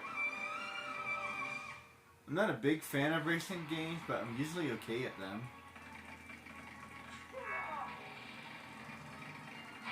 I like games like this that give you everything, you know what I mean? I actually have a racing game, and I was thinking about... Sorry, I can't keep on listening to that music. I was thinking about playing it, but I had no idea how to, so I might have to look it up. Just so I can play it, and then I'll show you guys a racing game. So I'll have to look into that. And if I figure it out, I'll show you guys. I generally believe I'm pretty good at doing this, and let me know. Maybe I'm wrong, but I feel like I'm pretty good at it. Because I break it down, I say what to do, and I do all the things that other people don't do.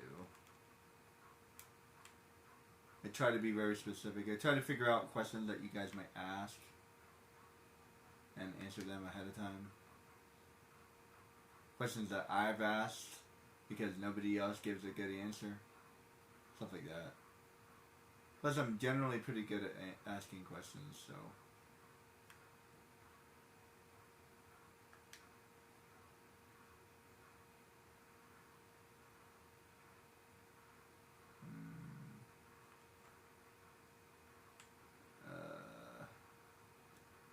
I think I just ran around in a circle. It's not very clear what I'm supposed to do. That's what makes this worse. It's like, I don't even know where I'm going. I don't even know what to memorize, or what to, I mean, not memorize, or what to pay attention to, or what. That way, I've gotten this far.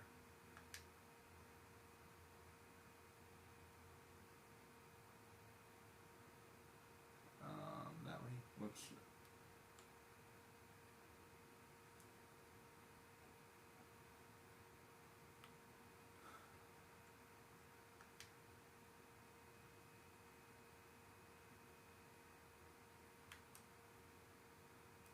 Ow.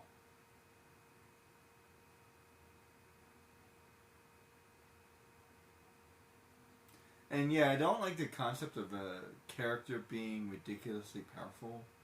But what I was saying before, the Hawk would be fast. It's not a matter of giving him extra powers. He just would be fast. If you're a really, really strong character, you would also be fast. It's this logic. Like, he's not better than he is because of what I'm saying. He just would be fast. He would be ridiculously fast, even. Hypothetically speaking, he might be one of the fastest characters in all of, like, Marvel. Like, as he's running, like, if he's running from, like, place to place to place to place, all he has to do is, like, jump really hard, and then he would be going fast as crap, man. And if you've ever seen the Hawk, he's clearly able to jump really, really high.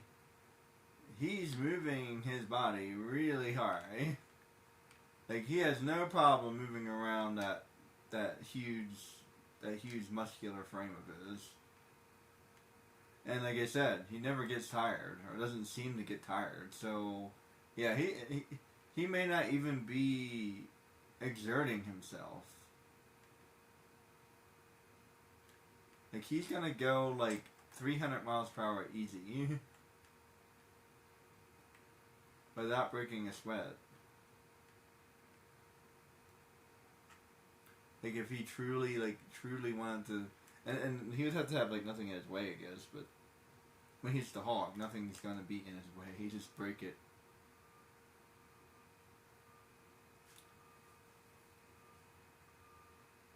Just like how Superman is both fast and strong. Yeah, anyone who's a combination of one of those things will most likely also be the other one as well. I bet if you measured the strength of every fast runner, I bet they would be relatively strong. Not to mention there's certain base elements that would just be true no matter what.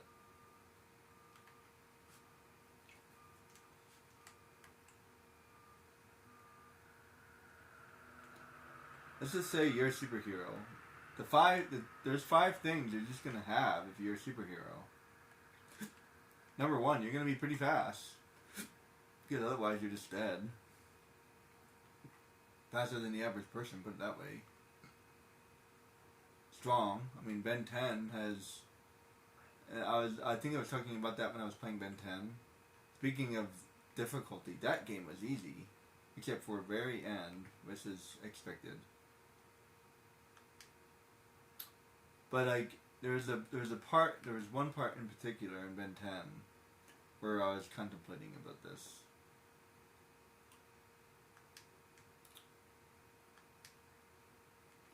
Like, Ben 10 would be absolutely ridiculous. Like, he's fast, strong, and he can change what he wants to do when he wants to do it.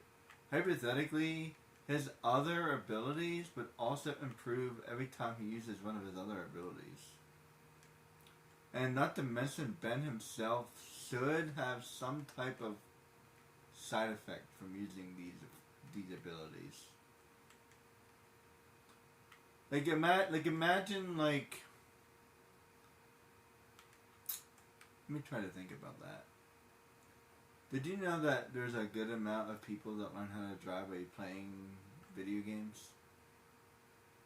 And they even have simulators. They even have simulators for flying planes.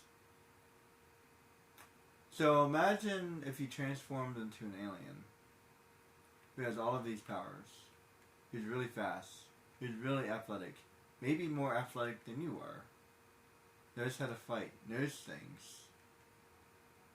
You're going to learn just by being there. He would be like, there's like this, can't remember what the name of the anime is called. It's called like The Greatest Disciple, whatever. It's like this completely like untalented kid. Like by just like watching other people do it, he learns how to do it, which is a great anime. And the same is true for Goku.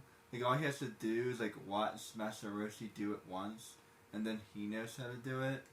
So yeah, imagine that. Imagine that. So now we have Ben, who's 10, who's young, and very, very easy to learn and stuff like that. And he's not very biased. If Gwen got those powers, it would be hard for her. And as a matter of fact, I think they even showed that. Like, it would be hard for her because, like, yes, initially she was, like, better than Ben, but she wasn't able to be as flexible as he was. And the reason why he was doing so well is because of his flexibility, not because of his intelligence. So the reason why he was doing so well is because of his innate flexibility. So that's the flexibility that he has, not any of his aliens. In other words, that's his power. Gwen was better at using the powers because she was more intelligent than him, but because she wasn't a very flexible person, ultimately it would be harder for her to use it than he. He would eventually improve better than he would eventually improve more than she would because of her inflexibility. Interestingly enough, it would probably be really hard to tell the difference because of how intelligent she is. She's also relatively pretty good at a lot of things. So here's a perfect example. Now, I was talking about this when I was talking about Bolt. Like, here's this girl who can do so many ridiculous things. No wonder she's a superhero. Like, she like, I mean, good lord, I've been going to the gym for a while now, and I still can't do a pull-up. It's really hard. I've gained a lot of weight, and not that much weight, but just enough. I've gained enough weight to where I can't do it. And here's this girl who can do pull-ups, and she can do somersaults, and she can do what is that thing called? A muscle up, and then she can lift herself. I can do that in a pool, but I can't do that on the ground. And she can lift her body, and then she can twirl around and then do uneven bars and all this other stuff. Like, this girl is straight up like Kim Possible level good. Like why are you Kim Possible? I love the game though. But like I'm just sitting here wondering why Penny is Kim Possible. Kim Possible is ridiculously overpowered for sure. Then consider adding powers on top of that. So I would say your standard typical uh, uh, blueprint for a hero would be a pretty exceptional person. I'll use another example. The average test for a police officer is pretty hard stuff. I don't think just anybody would be able to pass it. You can actually make an anime about the police academy without making anything extraordinary, and it would probably be pretty good. Like seriously, you don't need any magic powers or anything. It's straight up like this person can run a mile. Most people cannot do that, believe it or not. And I don't know about where you guys live, but the test that we had to take was 2 miles. So we had to run 2 miles, or was it a mile and a half? I don't remember. It was either a mile and a half or 2 miles. So it was more than a mile. So the standard is a mile. That's back from school. In other words, they expect you to be better than that, right? So all of high school and most of middle school, you had to run a mile. And maybe you cared about it, and maybe you didn't. If you didn't care about it, then you never trained for it, and you just walked the mile and you called it a day. But if you actually cared about it and actually trained for it, then yeah, you realize that a mile is pretty hard. And no matter what you do, I've done 2 miles. That's the most I've ever done, by the way. No matter what you do, a mile is still hard. I would say a half mile is pretty easy. 3/4 of a mile, that's pretty difficult. So anything above that is going to be difficult. This is just inherently.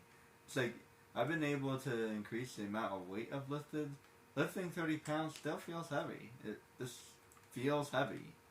It doesn't feel light. It still feels heavy no matter what I do. Like I can lift it for sure, but like it still like you can feel. Yeah, that's 30 pounds. 30 pounds is not light. Like the majority of people probably can't lift 30 pounds very easily. It's heavy. Have you ever picked up a bag of grass? It's heavy. I think a bag of grass is about 40 pounds, but still.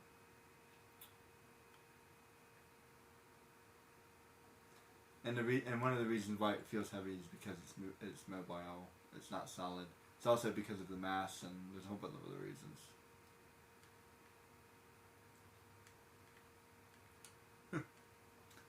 Have you ever picked up a jug of water? One of those big ones? I think they're roughly about 25 pounds. I swear, no matter what, they're always heavy.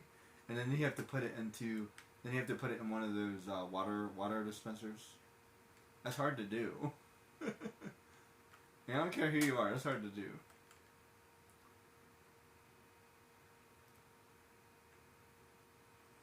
You have to be all careful with it.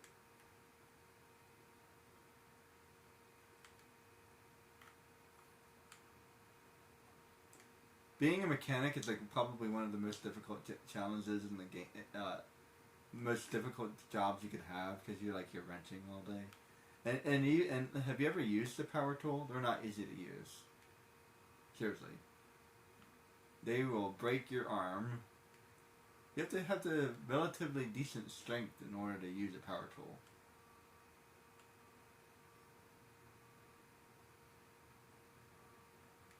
Or solid. Not to mention, it may be a little bit intelligence perhaps as well. Like if you brace it the proper way, then maybe you don't need to worry about that torque, but I don't know. I don't use a lot of power tools, so this messing things. Like, things are harder than you think they are. You know what I mean? Have you ever given like the credit for like how hard this stuff is? It's hard.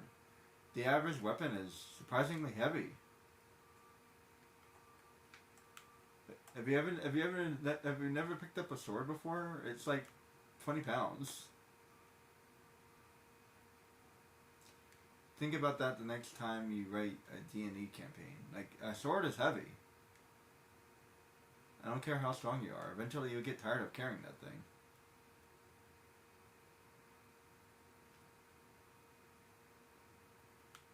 Call it wear and tear. That's something that people don't talk about. They talk about weather sometimes, and they talk about fatigue. And if you're truly good at your game, if you're truly good as a DM, then you'll do fatigue. But there should be other things as well. Seriously, after the first battle, you should be pretty much done. Done. There should be a spell called Rejuvenation. There's healing, sure, heal HP, and then there's regeneration, which like will regrow an arm. But there should be a spell called Rejuvenation. Seriously, you battle one battle, you're done for the day, man. Where's my monster energy? You're gonna need a nap. You're gonna need they need to have a spell called Rejuvenation that gives you the ability to fight again. A great example is in this game, Bob breathes really heavy as he's moving. They were a little overzealous with it, but yeah.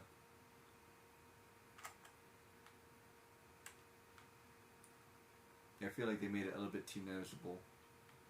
Or he repeats it too often. I would have had him like breathe like heavy like 2 or 3 times. That way you get the joke, and then that's it, or something. I don't know. And then I don't know, like maybe 5 minutes later I'll remind you, or maybe do it during the cutscene. There we go. That's how you do it. Do it during the cutscenes. That's how you do it. Don't do it during the actual video game. And I don't know, maybe once or twice during the actual video game. And then as he gets into shape, then. By the way, isn't he in shape by now? I feel like that may have been a mistake.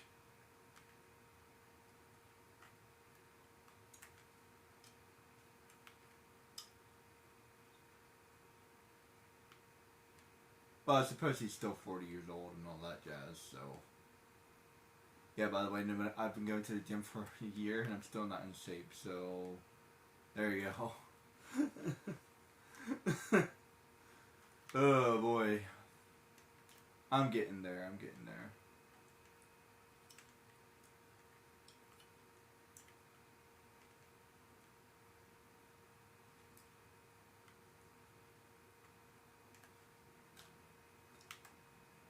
Seems to me that he's really hard to control. This is gonna be really freaking annoying.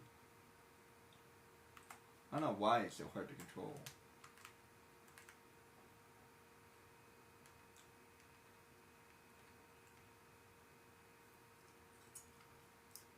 Oh boy.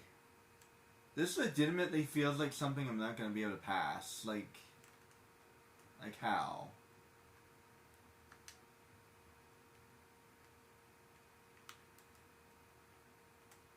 I keep on running into things. Why does everything kill me? See, this is why he needs to have some health points or something. But like run into something and I'm done. That's too much, guys. Seriously, games need to seriously stop making you have to be perfect.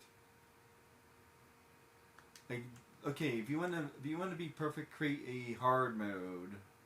There should be like a playable mode where like I don't have to do this a million times. That's what I love the most.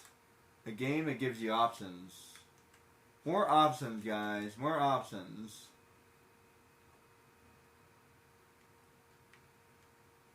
Would you like to play the game with more checkpoints or less checkpoints? More checkpoints, please. Okay, you have selected normal mode. Continue? Yes. I just want to experience mostly I just want to experience the game. You know what I mean? Like that for the most if I had to put a percentage on it, roughly about 60%. I just want to experience the game.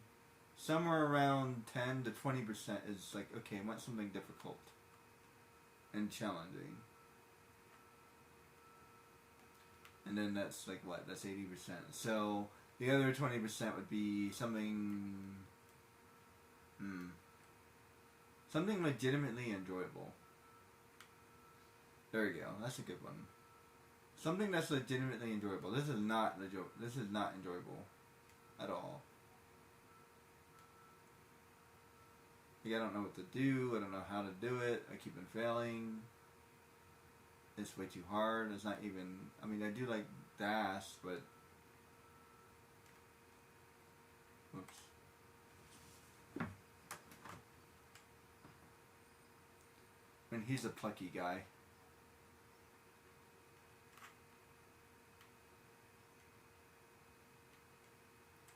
And what's not to like about a over energetic, sarcastic kid? He's hilarious. But I don't know.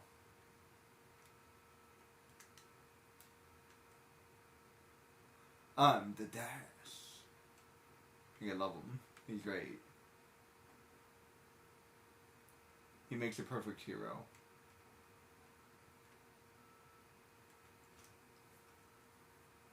I'm like a combination between Dash and Vi. Because I was always kind of quiet. I was kind of the quiet kid. But I also had a lot of confidence. It's hard to explain.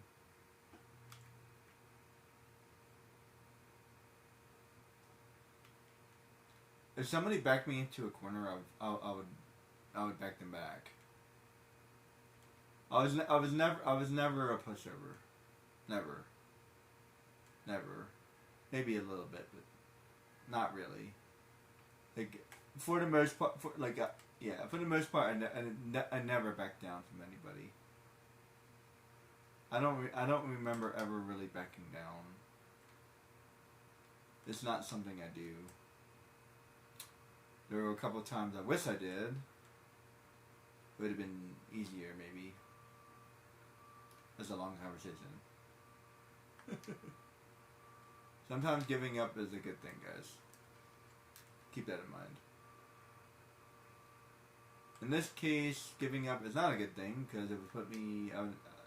I'll put it this way: once I get past this obstacle, then I'll probably call it a day, and maybe I'll try to cut out some of these failures. 3 or 4 should be sufficient. And I'll just verbally say, I actually failed a whole bunch more times, but I wanted to cut it out to make it easier for you guys to watch.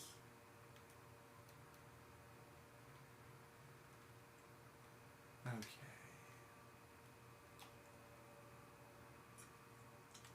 I'm like nowhere close. Not even close. I haven't even gotten like any further. Do I want to like quit and just restart? Get back to the 34% later. Kind of do. I don't want to do that 34% ever again. Persistence. That's all I can say. I'm an extremely persistent person.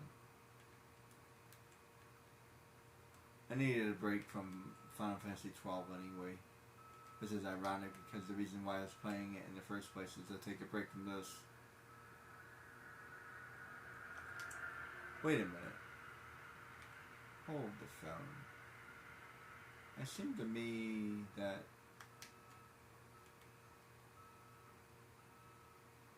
am I going the wrong? Hold on.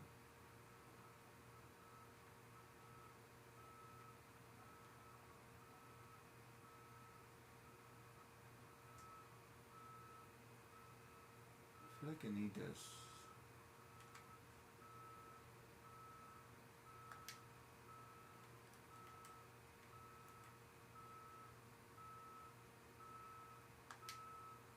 Oh, never mind.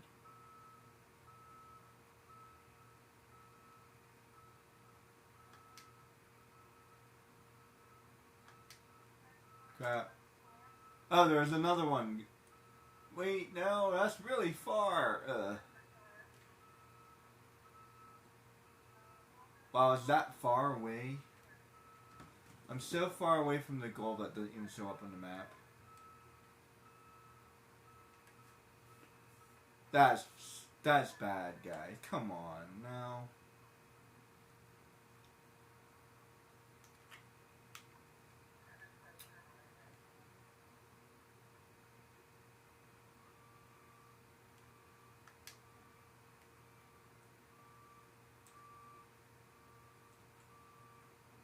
I might have to call this a day anyway. Alright guys, win, lose, or draw at 7 o'clock, I'm going to call it a day.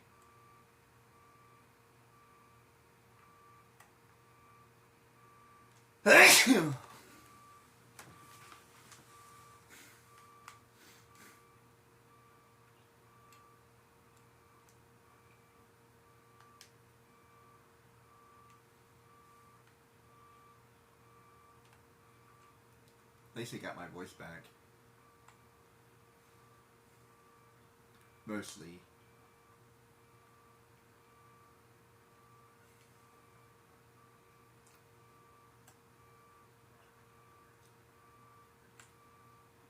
Why are you so hard, Mr. Dash?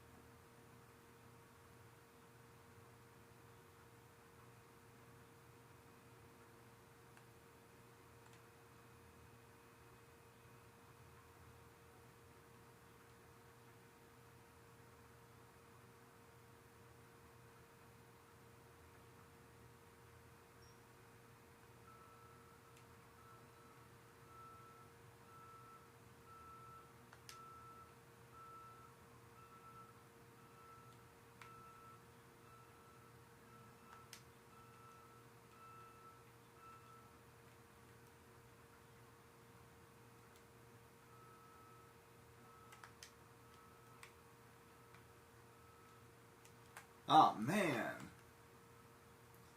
Rough. I don't even know, like, it's not even like, it's not even very obvious. I feel like there should be like a path a little bit, even a like, little, not like a huge, like, it's like, run this way, you know, like, give me the more moss in a certain area or something.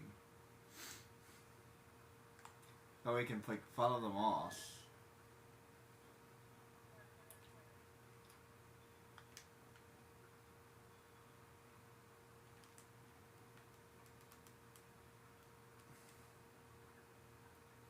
Or like make it so I can follow something. Yeah, like I said, I don't even know where I'm going. I really don't. That way. I'm figuring it out like one step at a time, sort of. Can you stop falling? He tumbles for 10 years. I want to tumble again, because I think there's a way I'm supposed to be able to stable myself. I don't remember. Let's see if I can tumble again.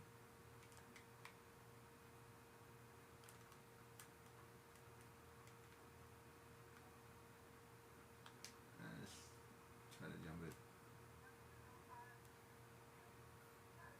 Man, he's going freaking fast. Getting too fast.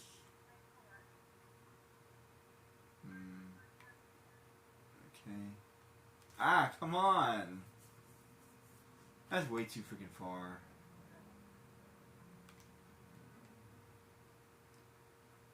you guys hear that sound, that weird sound in the background, I live next to a bus terminal, and it's surprisingly loud.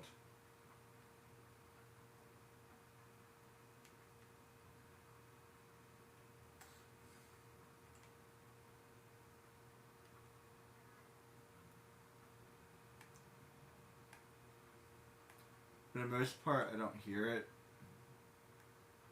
unless somebody points it out to me. But for some reason, I'm noticing it a little bit better. Maybe because I didn't. Maybe because I muted the TV.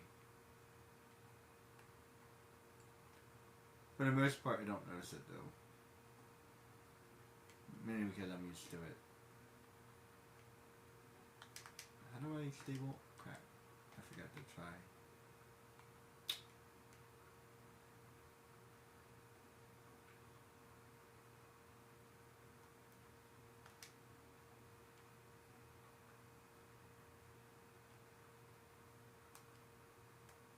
I swear, I totally moved to the right and he didn't, like, I feel like you have to, like, you have to, like, lean into it a little bit. Yeah, see, I moved to the left, but he kept on going straight. So, like, oh man, it's almost as if, like, real physics actually applies. It's kind of cool, but this is a video game going. Yeah, that's the way you would actually run. You would have to, like, lean into it like a bicycle.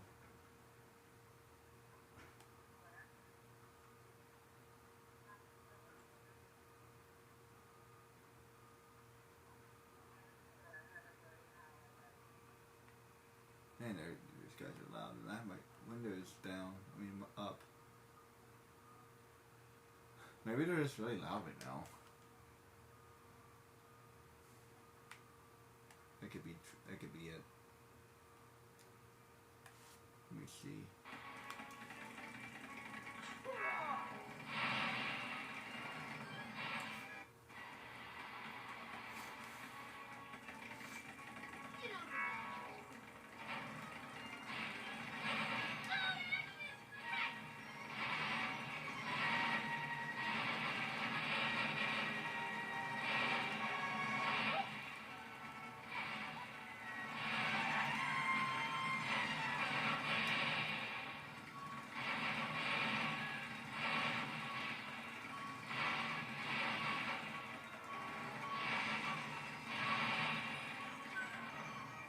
Wait, where was I supposed to... You get that far?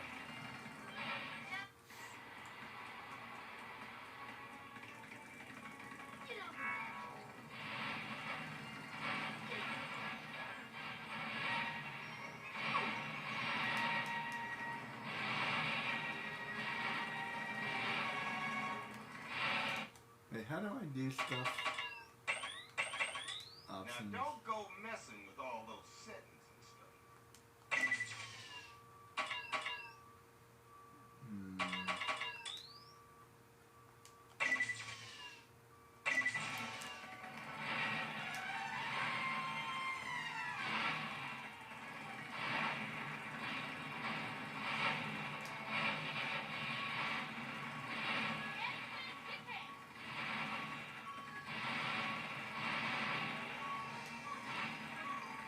That way. Once I get to that part, yeah, it's gonna be tough.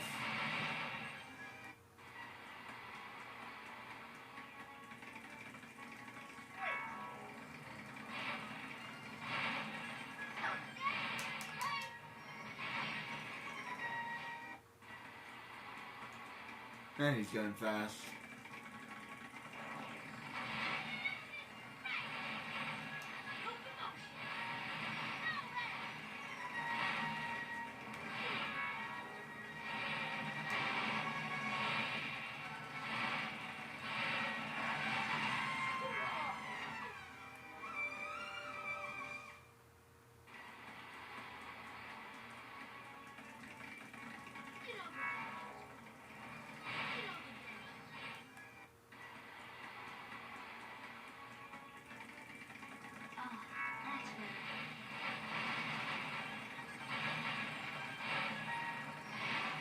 Excuse me.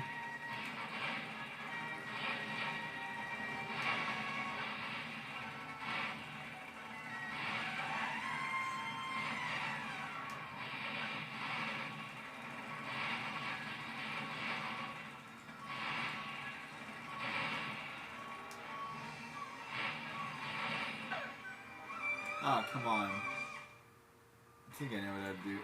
I think I know what I need to do there.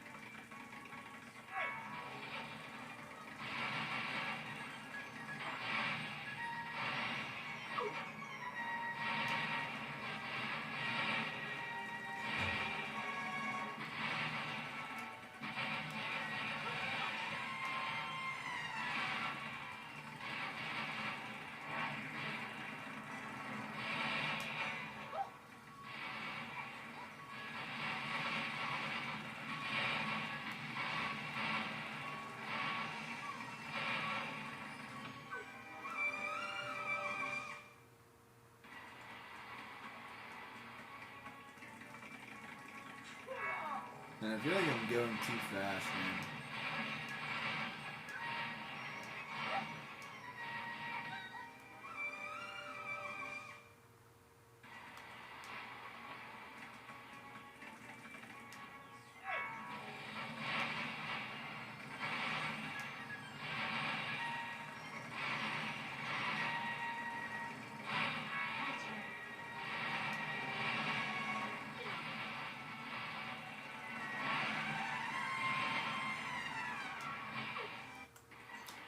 You know what's kind of unfortunate in the movie? So, Dash basically saves everybody by getting him to the shore. Well, Dash slash Mom, right? But they kind of cut it a little bit. And in a way, I feel like that's way more impressive than him running on water. I mean, yeah, don't get me wrong. The running on water, great gag and all that stuff, right? It was funny. It was a great moment. But I feel like his real feat, like the real, like holy crap, was saving everybody by pedaling, speed booting them to the. And then he's all tired. At the end. But he was able to do it. Like that was really his moment, and I feel like they kind of took it, they kind of stole it from him a little bit.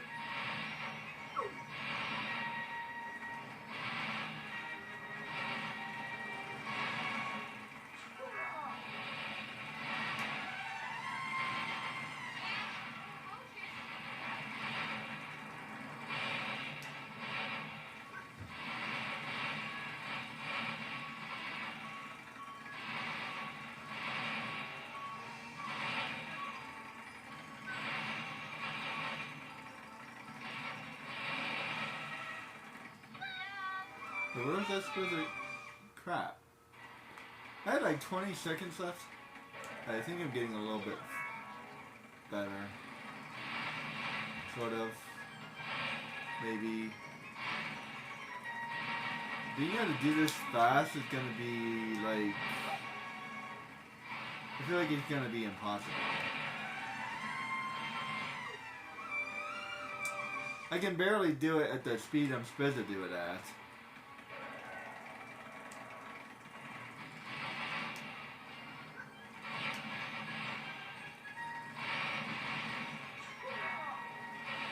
Let alone at the faster speed. Come on, give him some health points or something, jeez.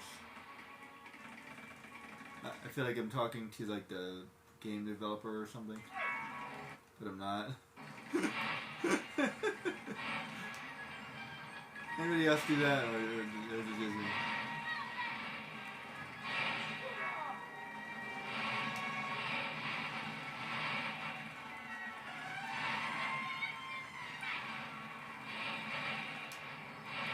Okay, I think I kind of sort of got that down.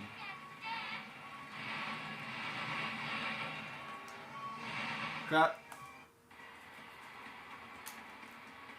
Bad start.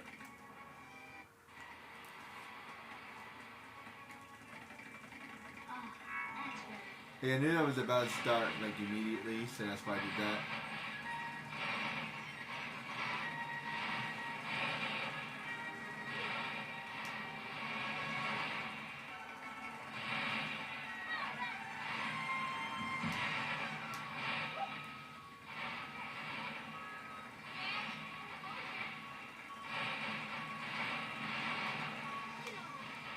Crap.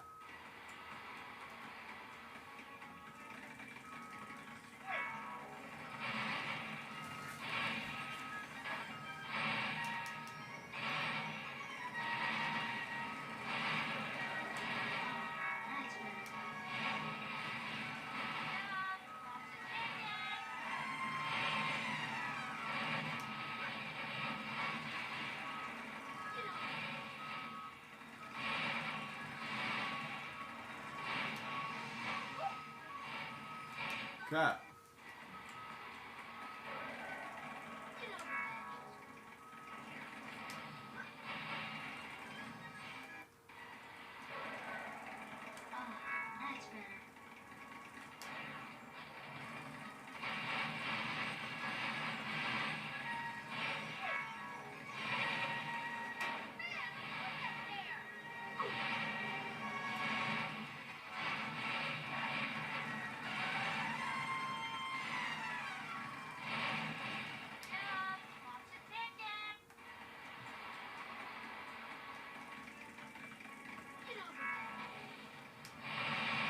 Oh, that's...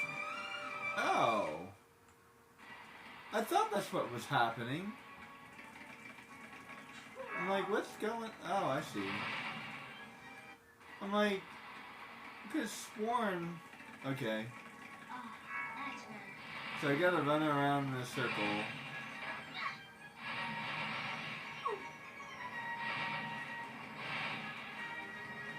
That makes sense, sort of. I think. I'm almost positive, because I think this is where... Yep. Yeah. That's exactly what...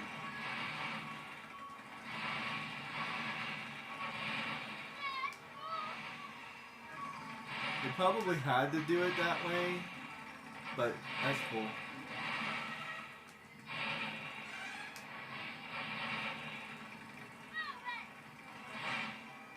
Wait, what? I'm not even sure what happened.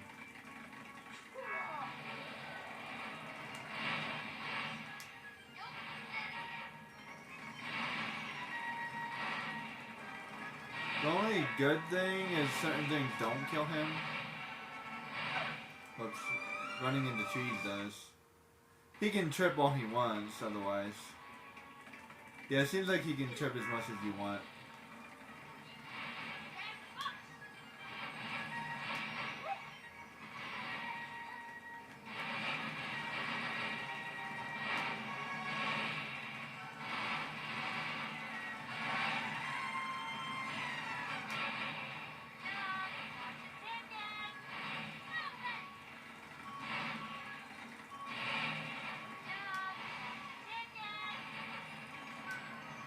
Crap.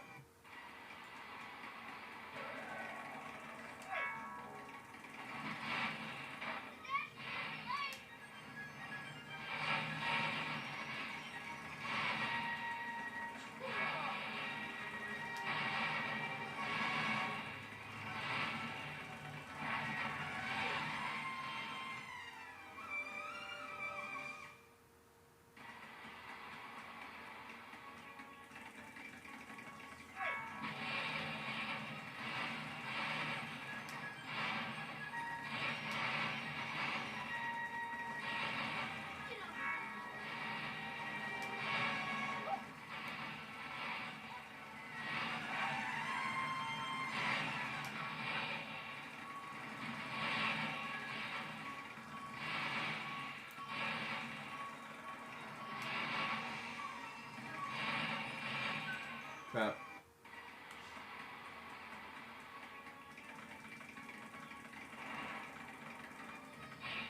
Crap.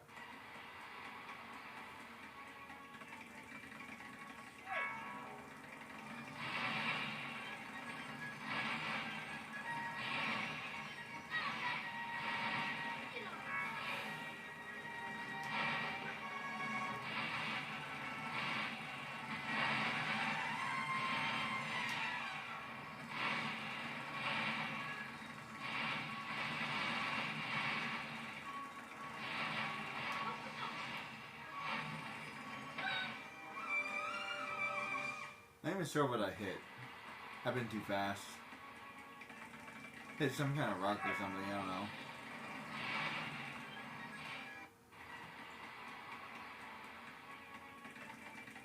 Oh, that's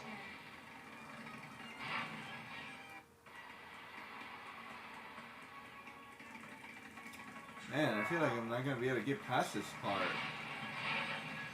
So the same thing about the boss, but still.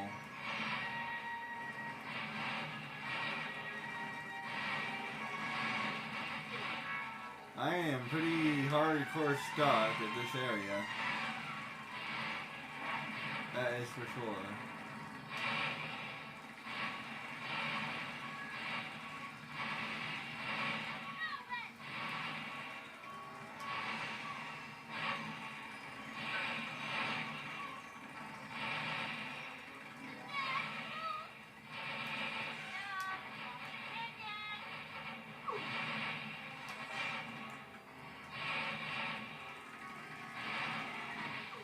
Oh wait. Ah. Oh, that's better. Whoops. Get over there.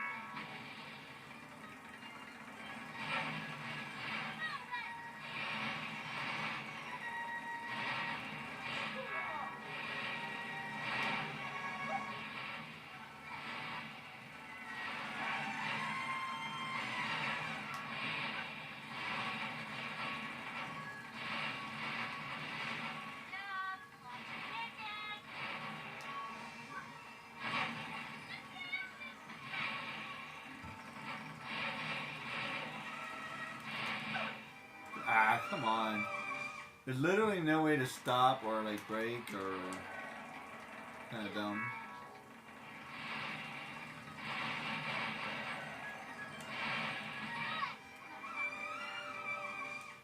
There's a way to speed up, but there's not a way to brake, which is dumb. I guess if I jump, sort of.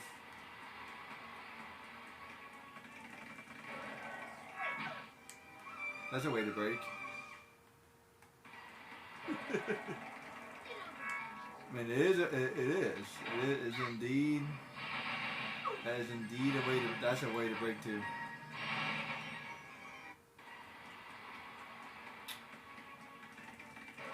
Oh, that's better.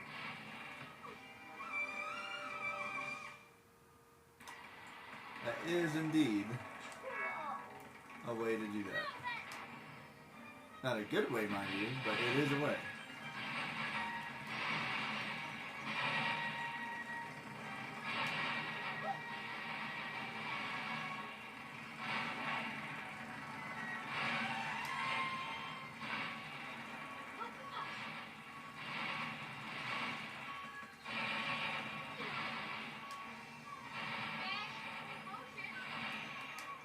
Crap.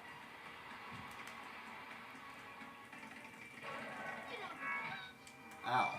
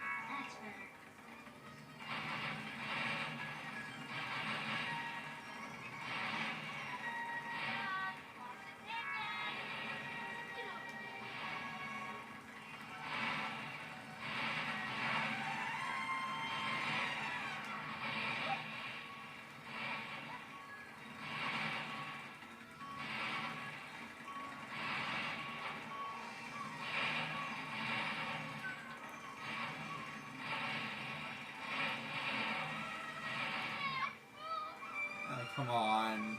So freaking annoying. And of course it's timed on top of it.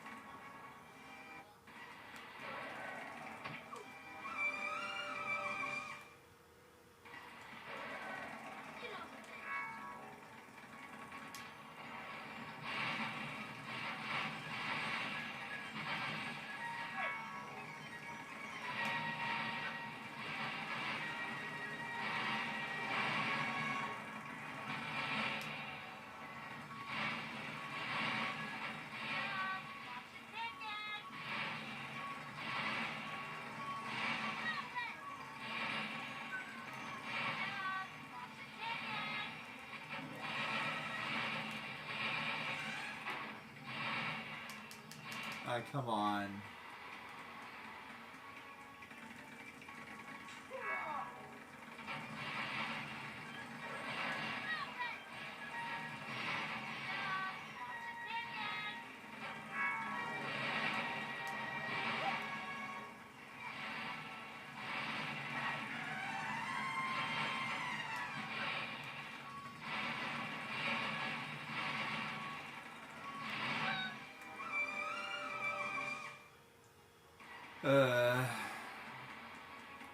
Yeah, I don't like this one bit.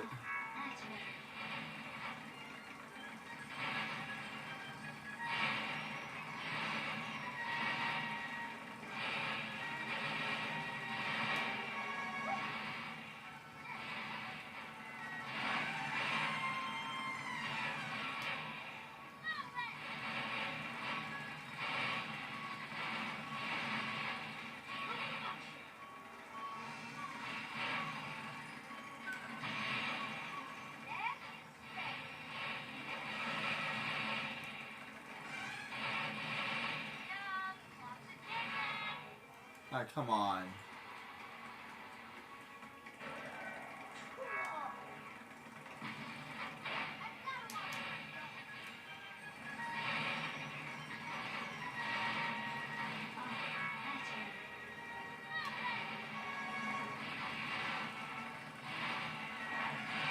It kind of makes you wonder how he would be able to see. I can speak for experience, but when you're going that fast, you really can't see very much of anything. Like, it's hard for me, like, just playing this game is hard. Imagine actually going that fast. If he actually trips, he would probably die. Like they're being very generous towards him, but like, if he's running this fast, he trips over that tree. Yeah, he's face planting into the ground, rolling, and then probably breaking his neck. And then there's no more gas. Which is another reason why I'm saying, like, yeah, he's also tough. Because he would have to be able to survive. So anything going that fast would have to be able to survive it. Although I suppose cheetahs are not necessarily very tough, are they? Cheetah is a perfect example. Fairly muscular creature though. In terms of strength, I don't know how strong a cheetah is. I think they're relatively weak. Not really sure. I had to look that one up. And they're not fast for a very long time. The fact that he can run for such a long time is amazing. Is beyond incredible, actually. A cheetah can only run that speed for like a couple seconds. After that, they need to catch their breath. So his true power is not speed. His true power is stamina.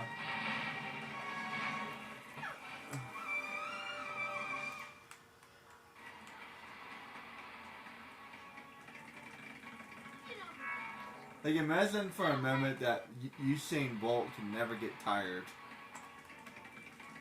Not only would he run even faster, but like, he would totally be a superhero. He runs a little bit slower in order to maintain some type of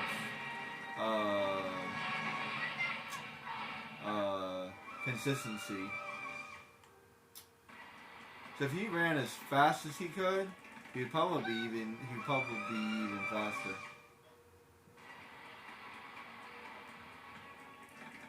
And I don't think Usain Bolt is the fastest sprinter, or was he? I don't remember what he was fastest in. Was he the fastest sprinter? I have to look that one up. Who's the fastest sprinter?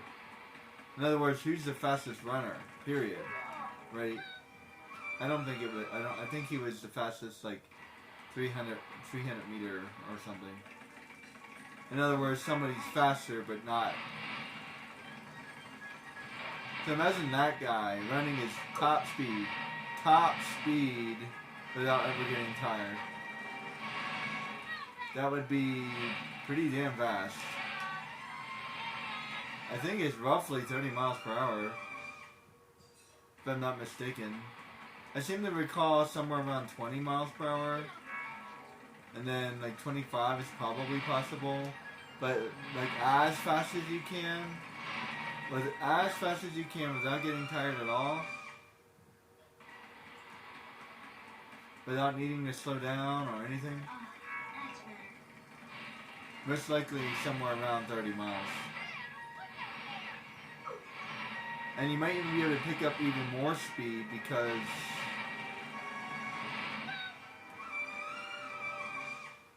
yeah, I would imagine that you would be even faster than that. Because like, fundamentally speaking, even when you're running as fast as you can, are you truly running as fast as you can? Probably not.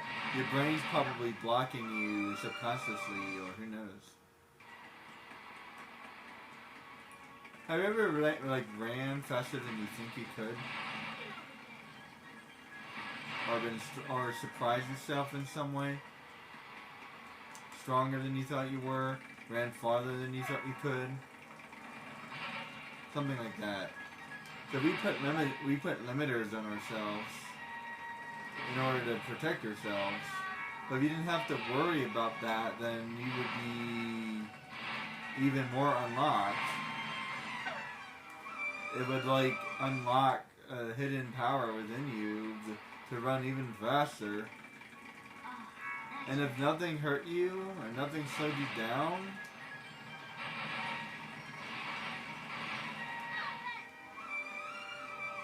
not to mention you would be able to use as much strength as you could. Have you ever like ran hard?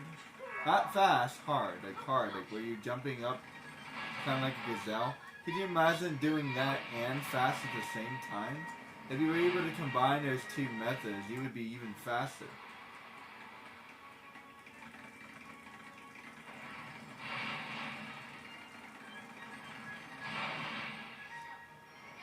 By the way, that's how I tend to run. I kind of leap. I kind of run like a gazelle. Like run, leg.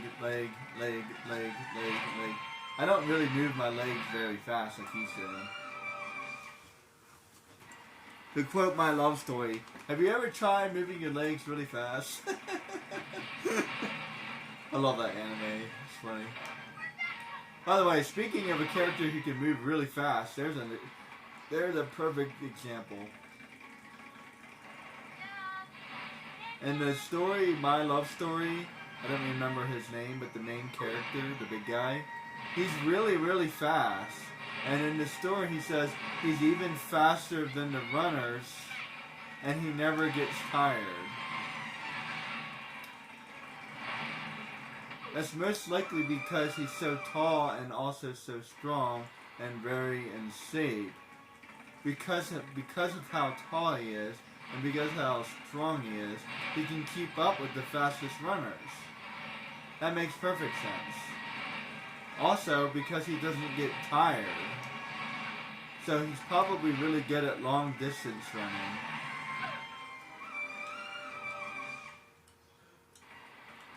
He wouldn't necessarily be fast at, he wouldn't necessarily be a fast sprinter though. In the anime Baki, he was getting really fast, but he wasn't a fast runner. He wasn't a fast runner, so therefore he got himself a Charlie horse and stopped himself from running. That was actually really clever of them. Also, because I think he didn't warm up first. Rookie mistake. I finally watched it, by the way.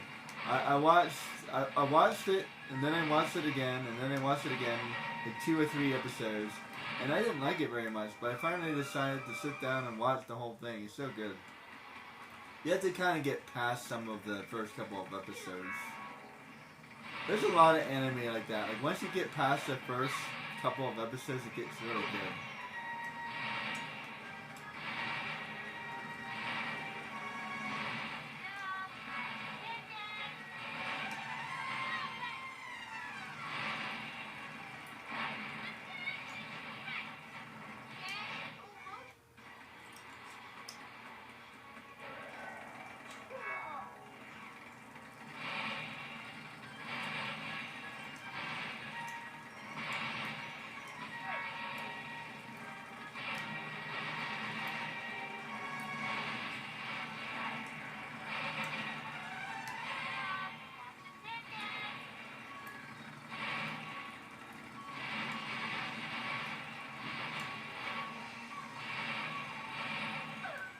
Oh, come on. I think I hit...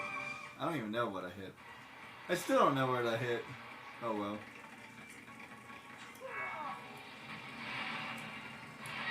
Wish he could have, like, a shield? Something?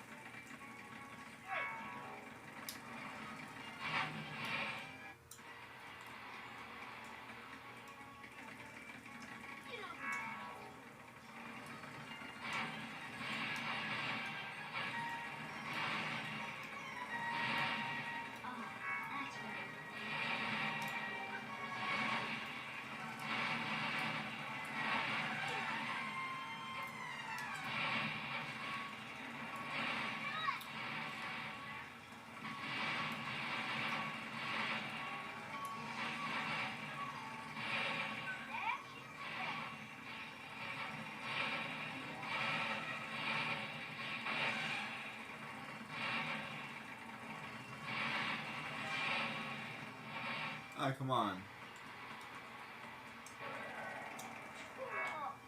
Ouchie.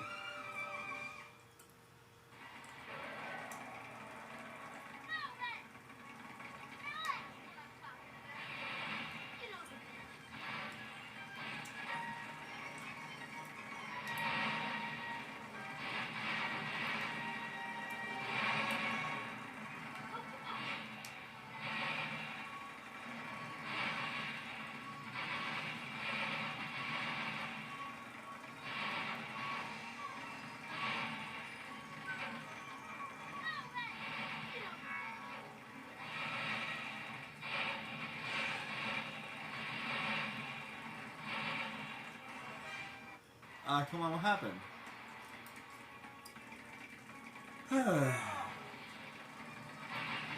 You can't even get to the place I was already at.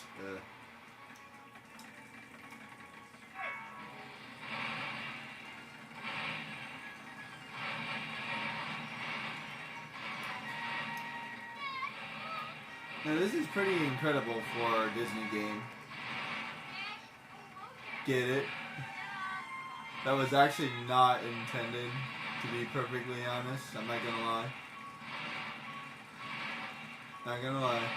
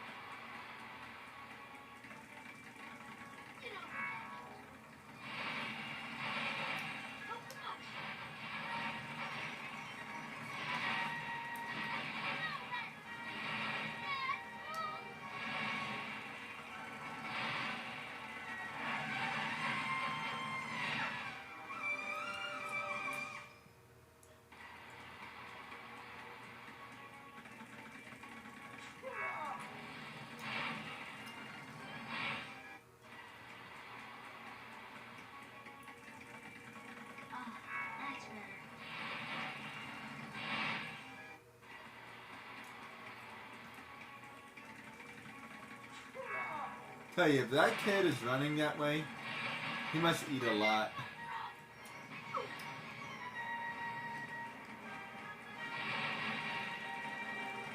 Can you imagine how many calories he's burning? You'd have to have like super high rich calorie foods.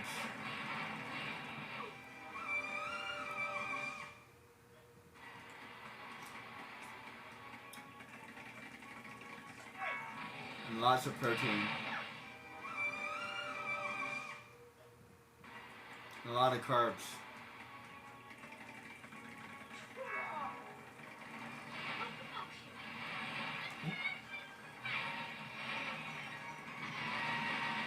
I feel like that kid would eat nothing but carbs.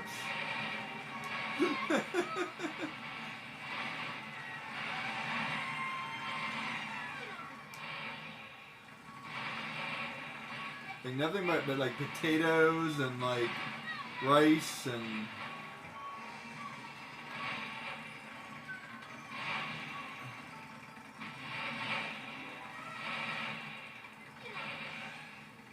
jet fuel. What the hell? I'm not sure where I was supposed to go. That's really confusing.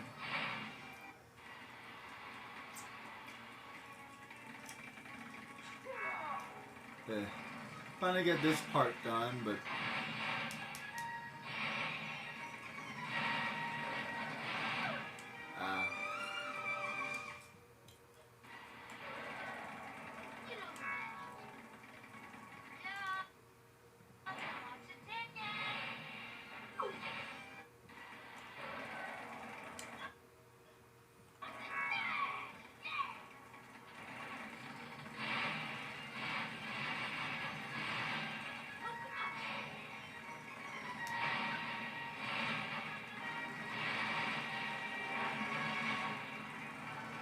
You know that one thing that she said? They will not show restraint because you're children. Like, geez. They are seriously trying to kill him. And by the way, I'm surprised they said kill. They will try to destroy you. Do not let them do that.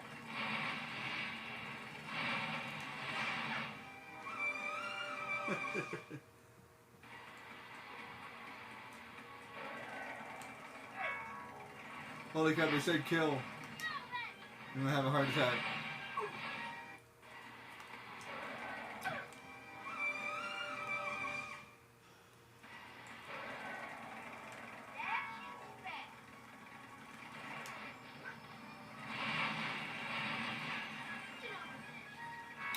You know you're in trouble when your mom says these guys will kill you instead of like sugarcoating it and saying you guys will be okay, don't worry.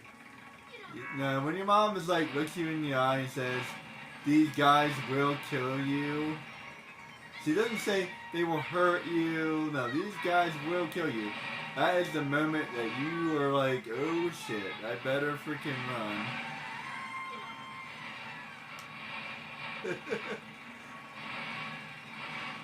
I better run like I never ran before. Run, Forrest, run!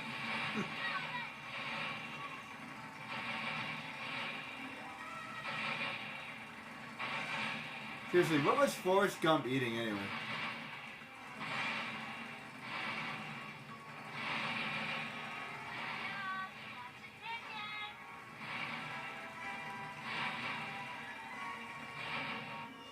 Thank you.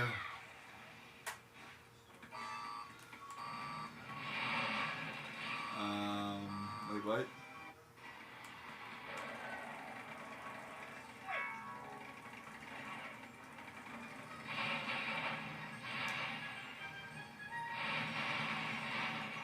Did I have to...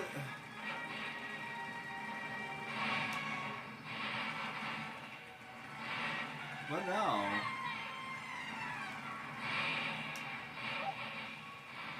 Now what?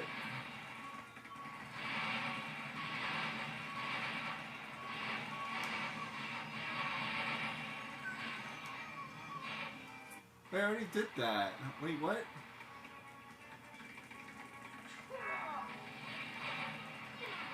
Wait, what? I thought I had...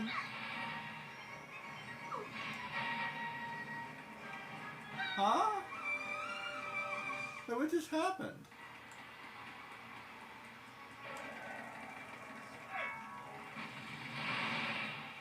Wait a minute.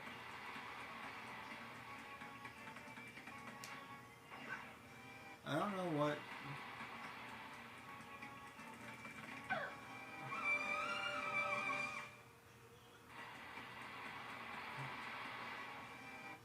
I'm not sure what happened.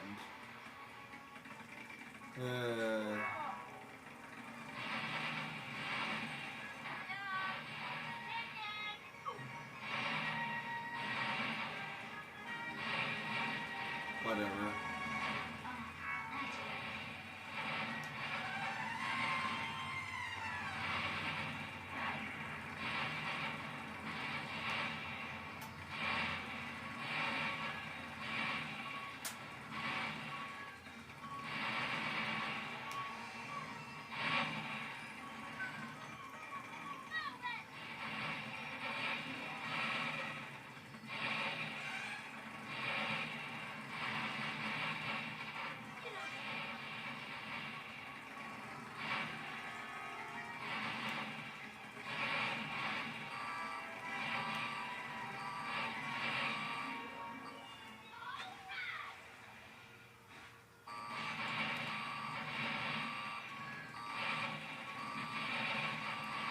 Oh, thank you.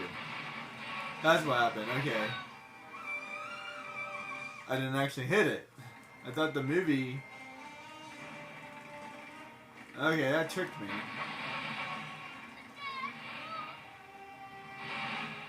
Well...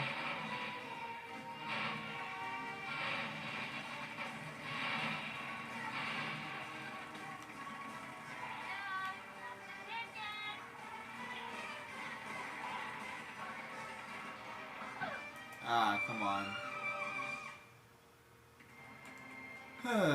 Rough.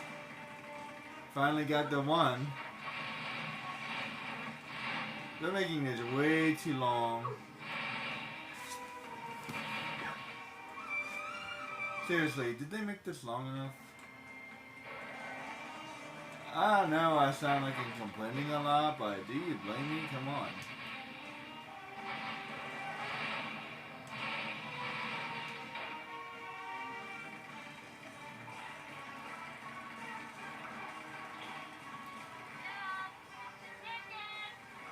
Ah, come on. I couldn't control that at all. Like, he seems to be, like... And once he starts running a certain way, it's really impossible to, like, move or whatever, change direction.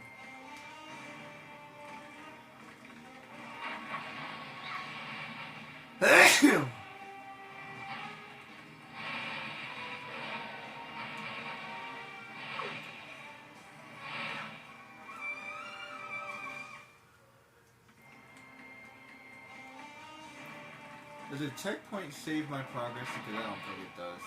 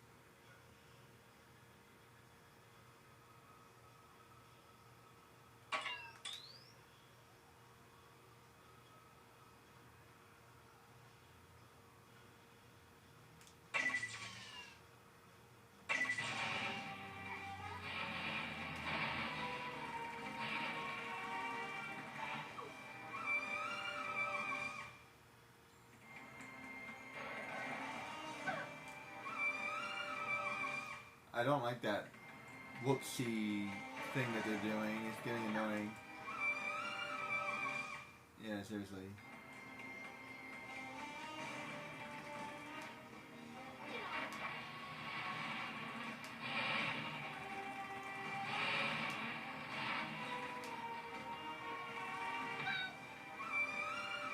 I think I would have went with wah wah instead, but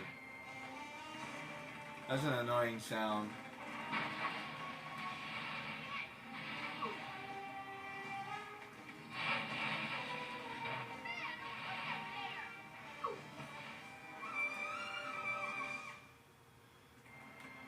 Who put that there? That sounds like something I would say. Where did that come from? I swear I can't even control them. I swear I can't. Ugh.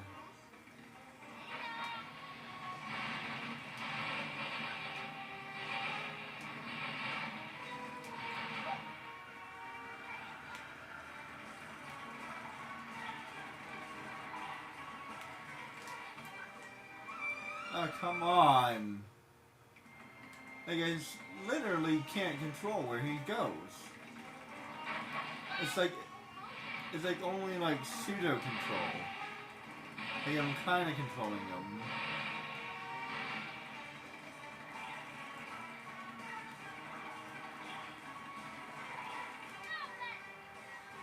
There.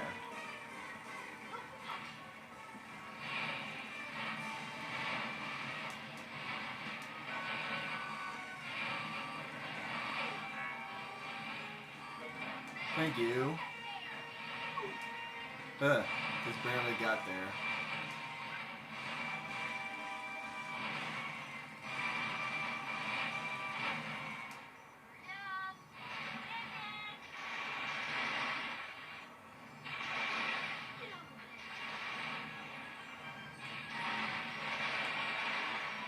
Now what?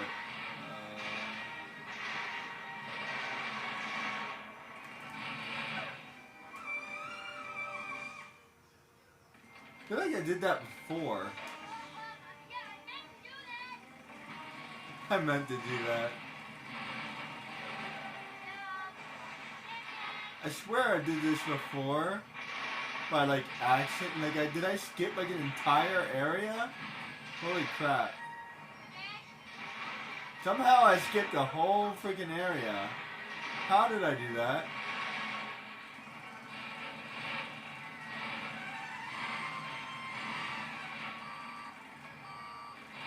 Thank you.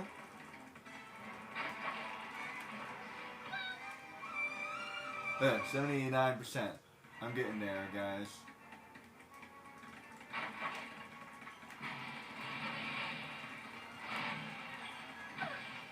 Oh, come on.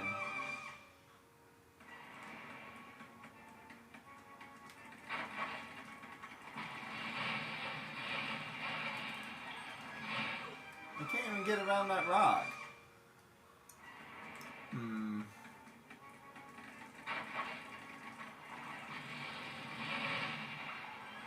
You have to Sonic this or something.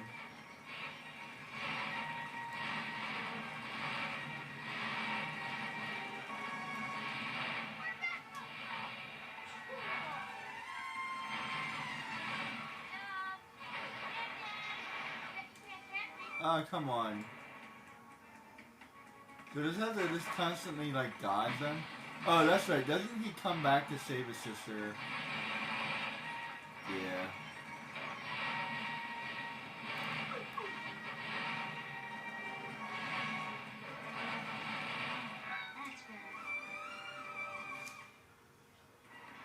That's right. He does just kind of run around in circles, doesn't he? Kind of forgot about that.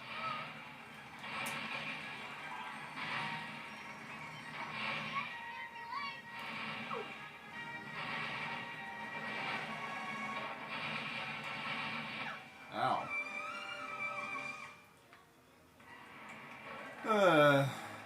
So close yet so far, I swear. Okay, that's enough of that.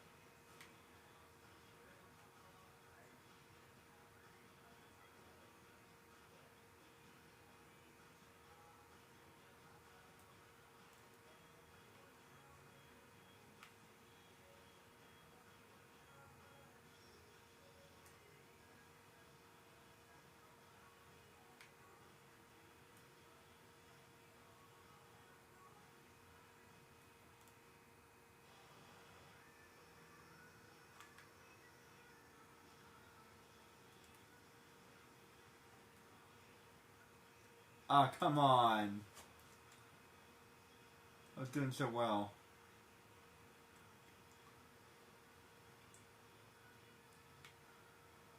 Ugh. I'm telling you guys, I'm not good whatsoever, but I am very stubborn. I am very stubborn.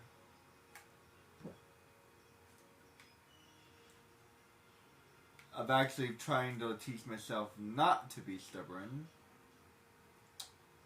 So this is why I take breaks. In the past I wouldn't have done that. It's a very good thing for me to do. That's actually another good example. You would think I was enjoying the gym. No, not really. I'm just stubborn. That's all it is. It's a lot of dedication and hard work. I enjoy it enough, put it that way.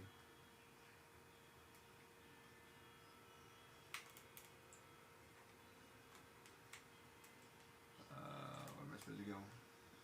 Crap. Come on. It's not even, like, where am I supposed to go? I don't know.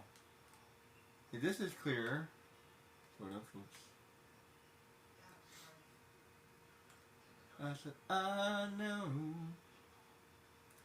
If I can get past that, then I would be happy. After that, I think I would just call it a day. Jeez. I didn't realize that this was gonna be a dash marathon.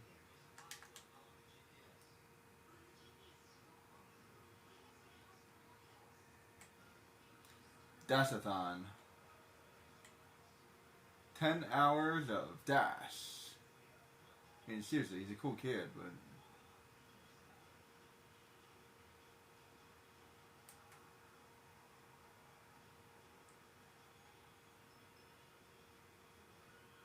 Mainly because I completely suck.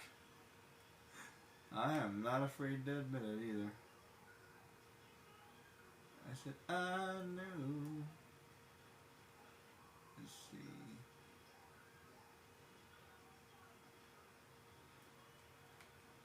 Now, where am I supposed to go?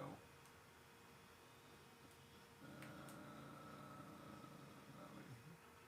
Now, this is the part where it was kind of tricky. Come on. There's like things literally everywhere.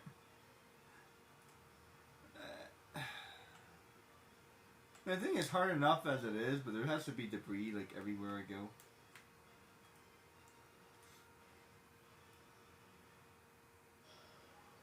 That's cool. This would be hard without the debris.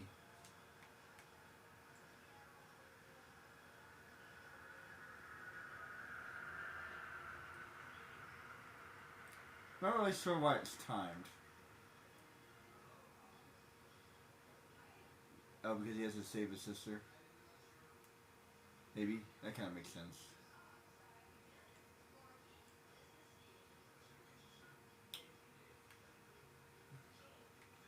Although it would make just as much sense if it wasn't timed.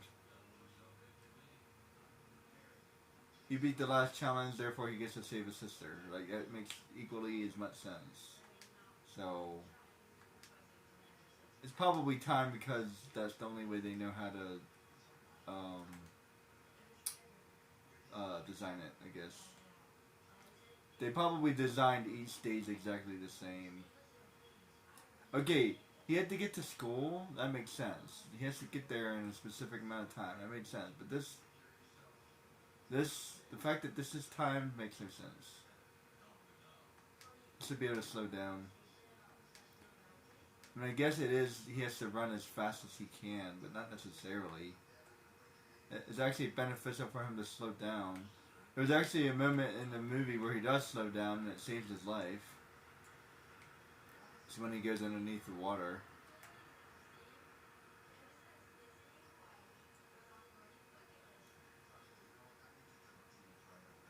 By the way, I guess he's really not going all that fast. He's probably topping out at around like 100 miles per hour because of these airplane things are keeping up with him. He's really not that fast. But the same, it's really weird. If he's supposed to be as fast as he's supposed to be, there's no way that these airplanes can keep up with him. Unless they're supposed to be like jet fighters. That was kind of a mistake in the movie.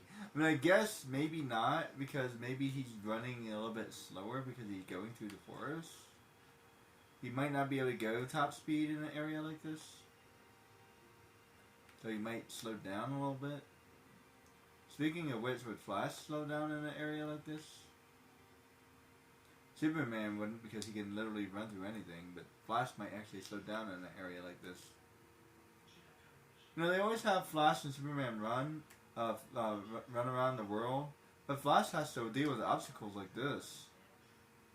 I never even thought about that.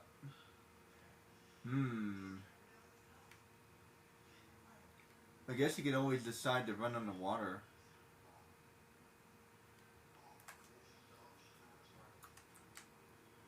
I would say that the majority of the world is probably runnable. So think about that. Like, how much of the world is runnable? And if he can run on water, then really no problem.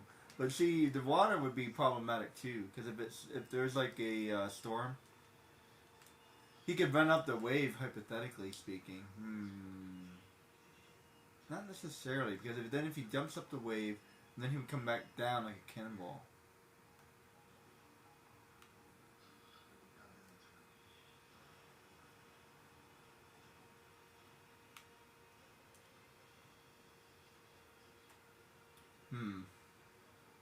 Would he be able to jump back out of the water?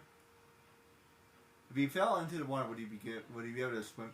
And speaking of Flash, he should be able to swim that fast as well. Because everything he can do is to be fast, so including swimming. All you have to do is learn how to swim.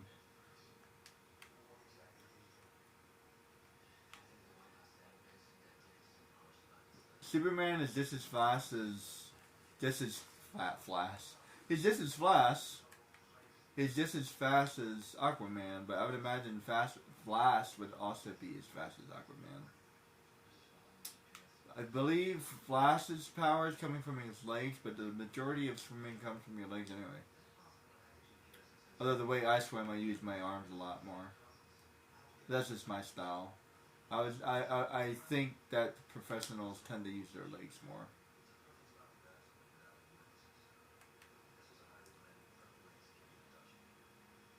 I'll put it this way: if he had strong kicking legs, yeah, he would definitely be fine. And then he would just use his arms to guide him, like a speedboat, like what Dash does.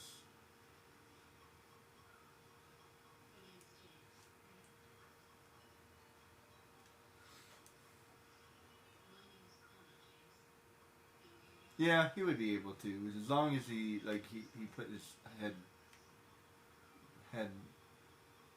He would propel himself so quickly. Have you ever seen a speedboat? They pop out of the water. So he would do something like that. So he wouldn't even have to worry about swimming. But the Flash should be able to swim, though. I don't think it's something that people talk about. It's weird. Or do they just turn him into a video game character, and as soon as he goes into the water, he's dead?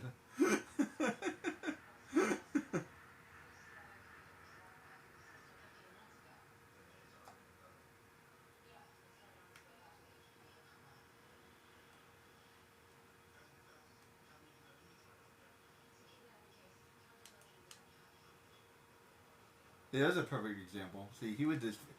In that example, see where he fell from the ceiling into the water? He would fall into the water. The reason why he's running on water is because of surface tension, and because his feet would get like slightly wet as he was doing that as well. Hypothetically, when you go a certain speed, water acts the same as a solid. So, logically speaking, all of this makes sense. And rather than running on water, he's not really running on water. He's more like swimming in a very specific way.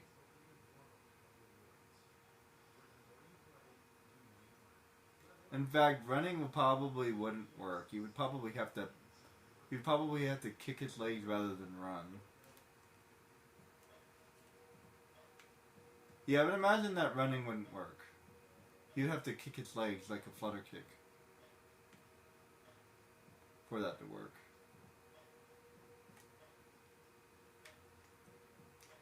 A flutter kick, you keep your legs really close together. For the most part, you don't really have a really wide gap like you would in running, and you don't bend your knees like you would in running. You keep your legs straight, and you keep your feet pretty much together for the most part. Then you use that as a propeller when you propel yourself forward.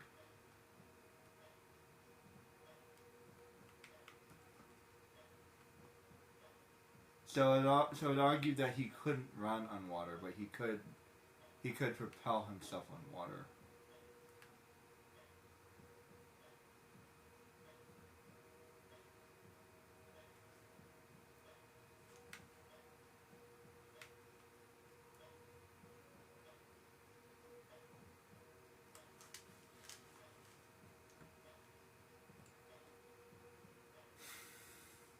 Although, hypothetically speaking, would you have enough substance?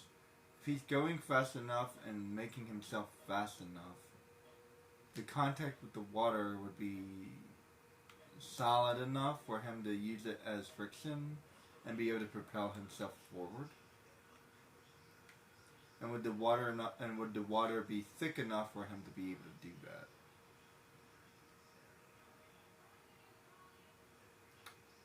Maybe. So running on water may also be possible, but I imagine that the flutter kick would be better.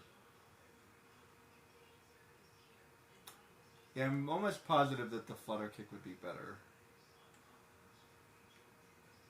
And he speedboats everybody to shore, which is why he's so tired.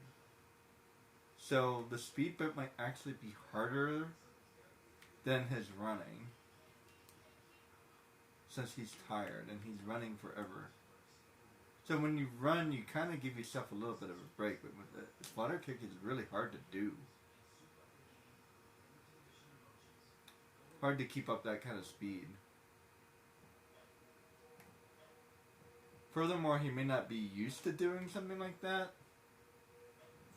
I think it develops slightly different muscles.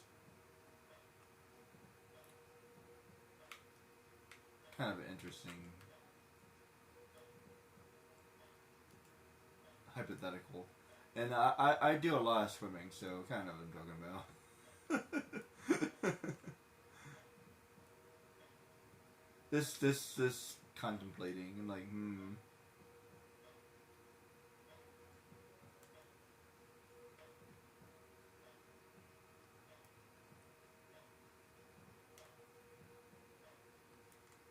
come on.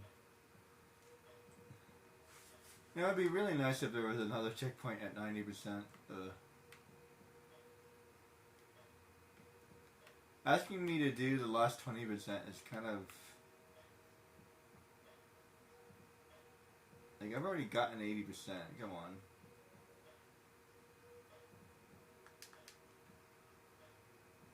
I don't remember how I do that.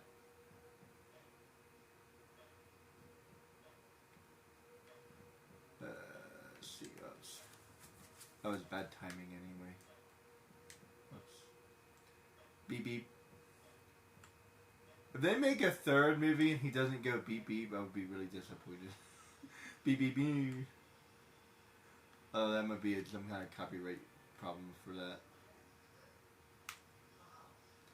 Beep beep. Beep beep. I guess you can go beep beep instead of beep beep. Is he going beep beep or is he going meep beep? I can't remember. I want to say he's going meep meep. Meep meep with the M. So if he goes beep beep, then there's no problem.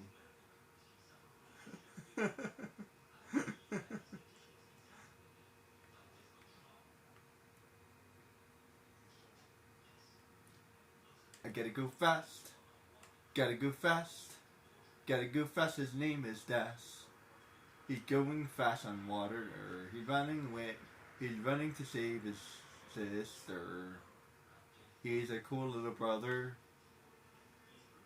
His name is Das. He's gotta go fast. His name is Das. He's gotta go faster, faster, faster, faster. His name is Das. He's gotta go around this town. He's gotta go upside down. He's gotta go to a new location without any explanation. Gotta go fast. Gotta go fast. He's got a dash. And he is Das.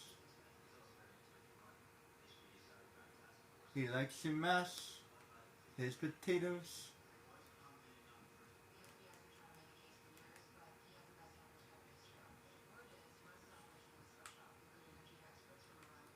He has to put out the trash. He wants to get paid cash.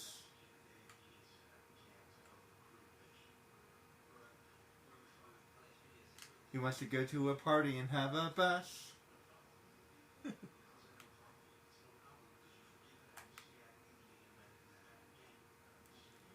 He will never be lost.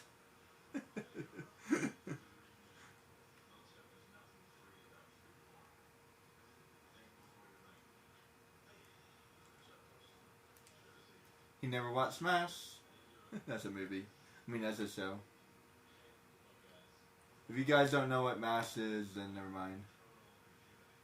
This never mind. That's actually way before my time. But I watched it anyway because when you're my age, you watch a lot of reruns. Depending. I don't think that's really a generation thing. I think it's more of a class thing.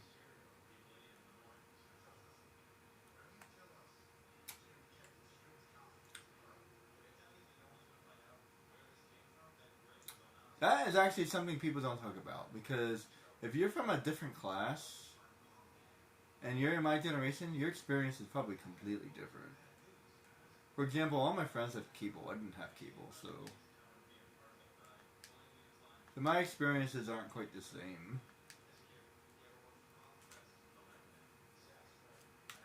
I feel like people don't talk about that enough.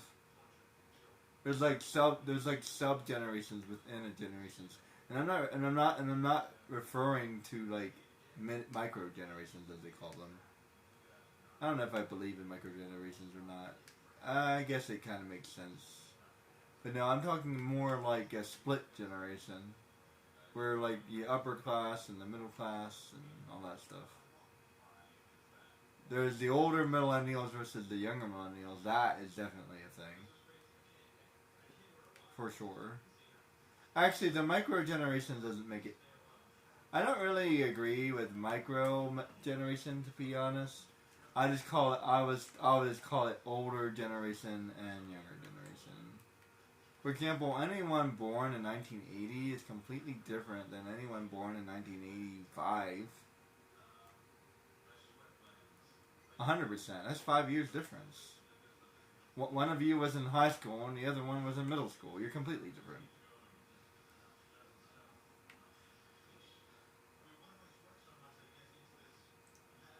I can speak from experience.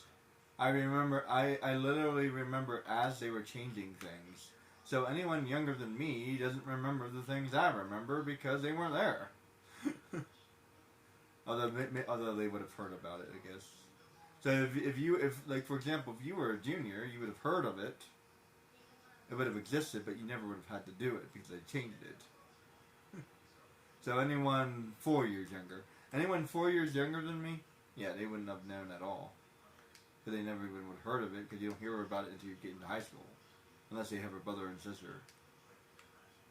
Actually, that's another thing. If you have a brother and sister, it changes everything. Seriously. You kind of become part of their generation. Because you have to watch them grow up.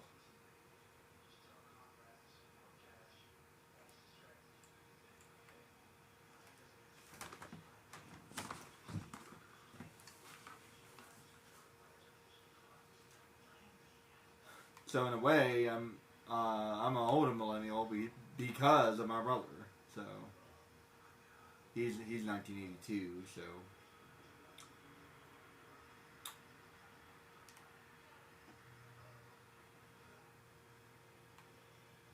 Which basically makes me 1982. Because I had similar experiences because of him. Although there's still a difference though. If you were only child, on the other hand, it would be completely different.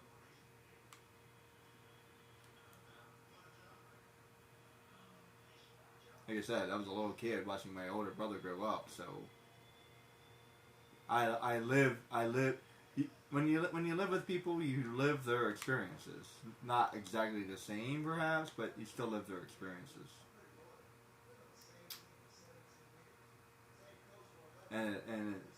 What affects them affects what affects them affects you. This is how it works. And it's funny because if you ever read what Gen X says, it's 100% correct because the way they act, nobody else even existed. They don't even believe that millennials were there. Like, what are you talking about? We were there. We're the little brothers and sisters that you guys were hitting around. What do you mean? Yeah, remember the little kid at the playground that you kicked? Yeah, that was me. Thanks for that. Yeah, we were there. We asked to stop bullying because of you guys. You guys were so bad at bullying that we were like, hey, let's stop bullying forever. And it still goes around and comes around, but we tried. We tried, guys. We tried really hard. And it really started somewhere around, and I don't know, 95, I guess. We really started hearing, like, say no to drugs and all that stuff, man. That's my generation. We're the generation that started caring. So you're welcome.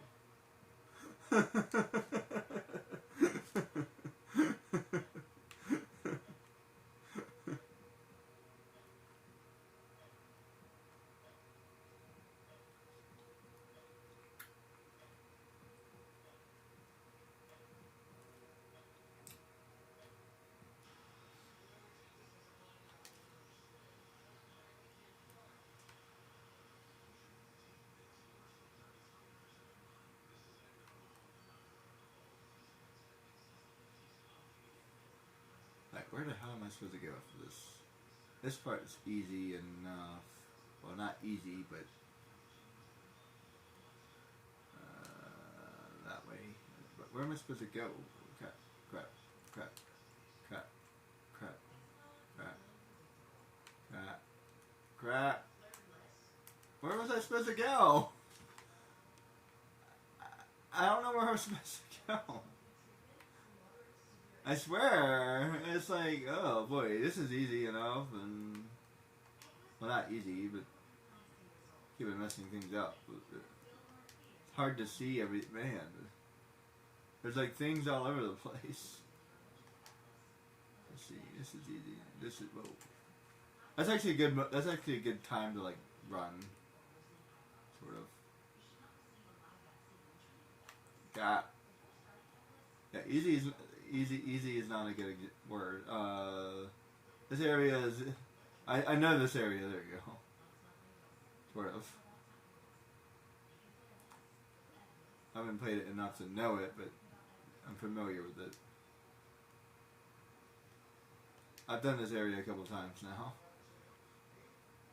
Alright, so this area I can totally run. Ah, come on. Sort of.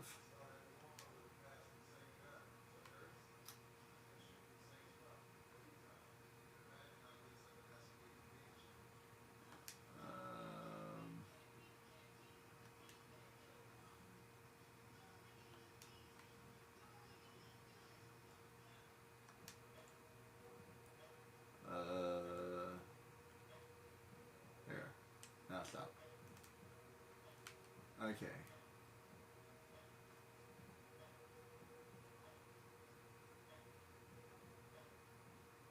Okay, now where am I supposed to go? Hold on.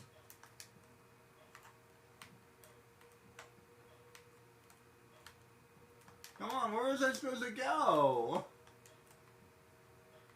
I don't know where we're supposed to go. No. I'm so close.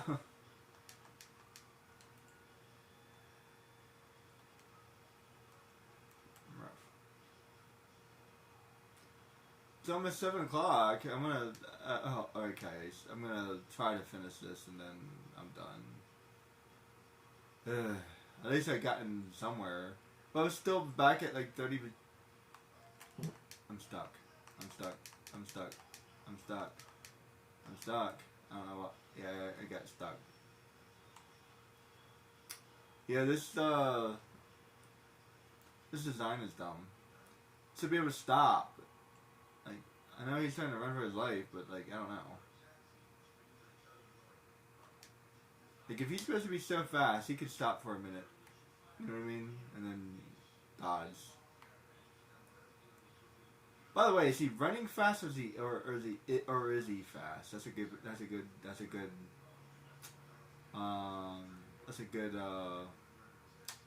debate. So there once was a really interesting debate of who is the fastest person, right? The first answer was crap, I just said his name. The first person was Bolt. Usain Bolt. And the other person was, I think, Bruce Lee. Was it Bruce Lee? It's either Bruce Lee or maybe Jet Li. One of the two. They're both ridiculously fast. And I don't know if Jackie Chan is on that list, but yeah, he's also pretty fast.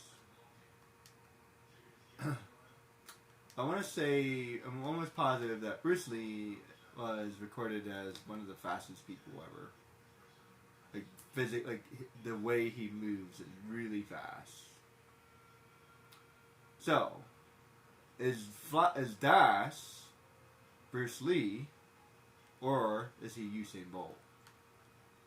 Or is he a combination of the both of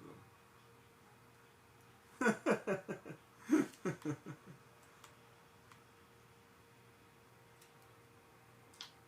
I've seen Goku fight a lot, and he's not Bruce Lee.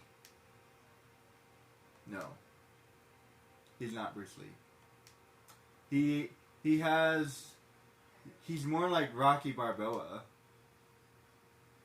If you taught Rocky Balboa how to fight a little bit better, that's how he would fight.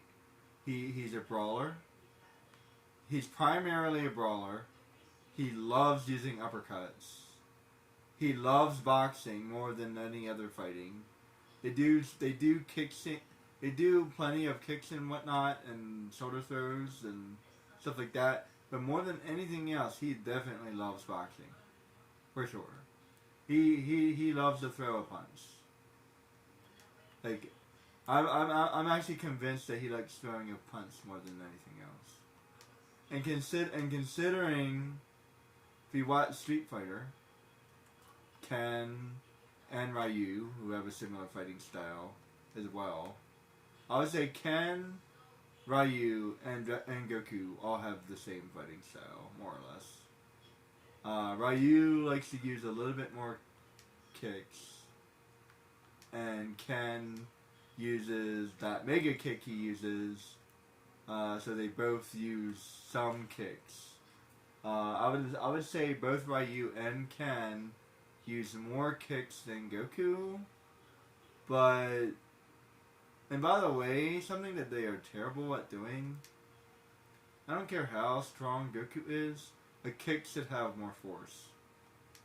Because not only is a kick, in general, when you're kicking, I would say it's roughly the same amount of force, but if you do a kick the way a martial artist should do a kick, you're not using your legs. You're using your whole body. So it's similar to a tackle. So and that's why they call it a tackle in soccer, because you're using your whole body. That's why it's called a tackle, right? And because you're stopping somebody. Like, you're putting a lot of force into that. You're not just kicking somebody, you're also, you're stopping them. You're putting on the brakes, right? So that's why they call it a tackle. So consider that. Like, you put your entire body weight into a kick. That includes your stomach, that includes your back, that includes your shoulders. There is no way on this earth or on any other earth, I don't care how strong you are, that his kick would be weaker than his punch. But it seems to me that they never really considered that, which is unfortunate.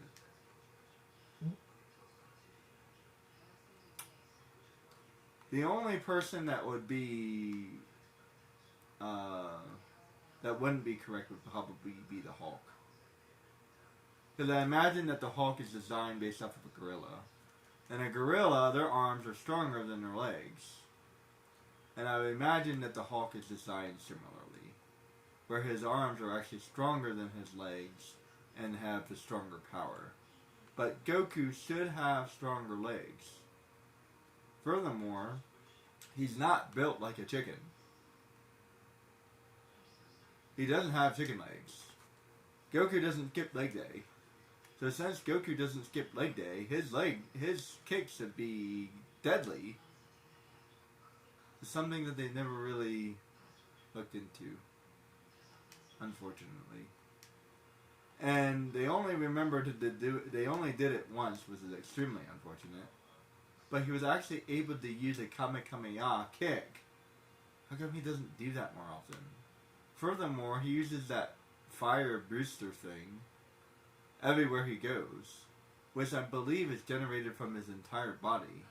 But if he's doing it correctly, then he's generating it from his pelvis down. I imagine that he's generating it from his stomach, his core, down, and that's how he's propelling himself forward. Which means that he's using his legs to do that. Because he's propelling the energy from his core downward. And he would use his legs to control where he's going. Which would make sense. Then he uses his arms to aim where he's going.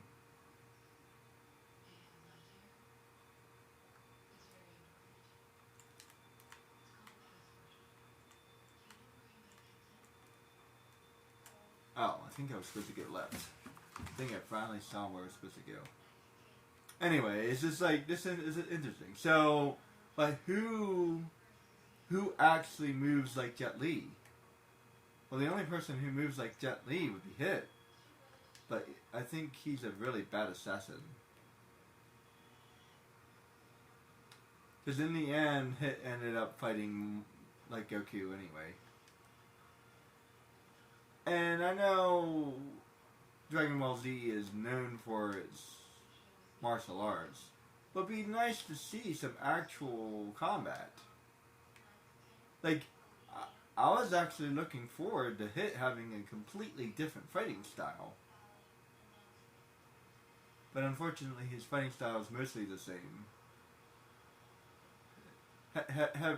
Heavy brawler, kind of stuff.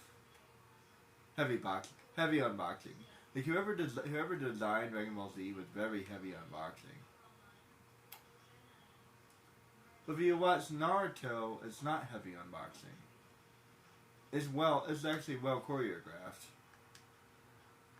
So Goku might be a quote unquote better fighter, and that's like literally in his story that he's like one of the best fighters. And like I said, you've seen him use shoulder throws, and he actually knows how to fight. He still prefers a MMA, Muay Thai, and karate, and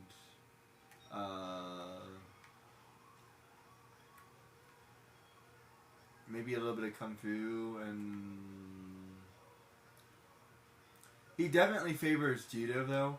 He favors judo. He favors judo, karate, some jiu-jitsu. I've never really seen him do a lot of jiu-jitsu actually.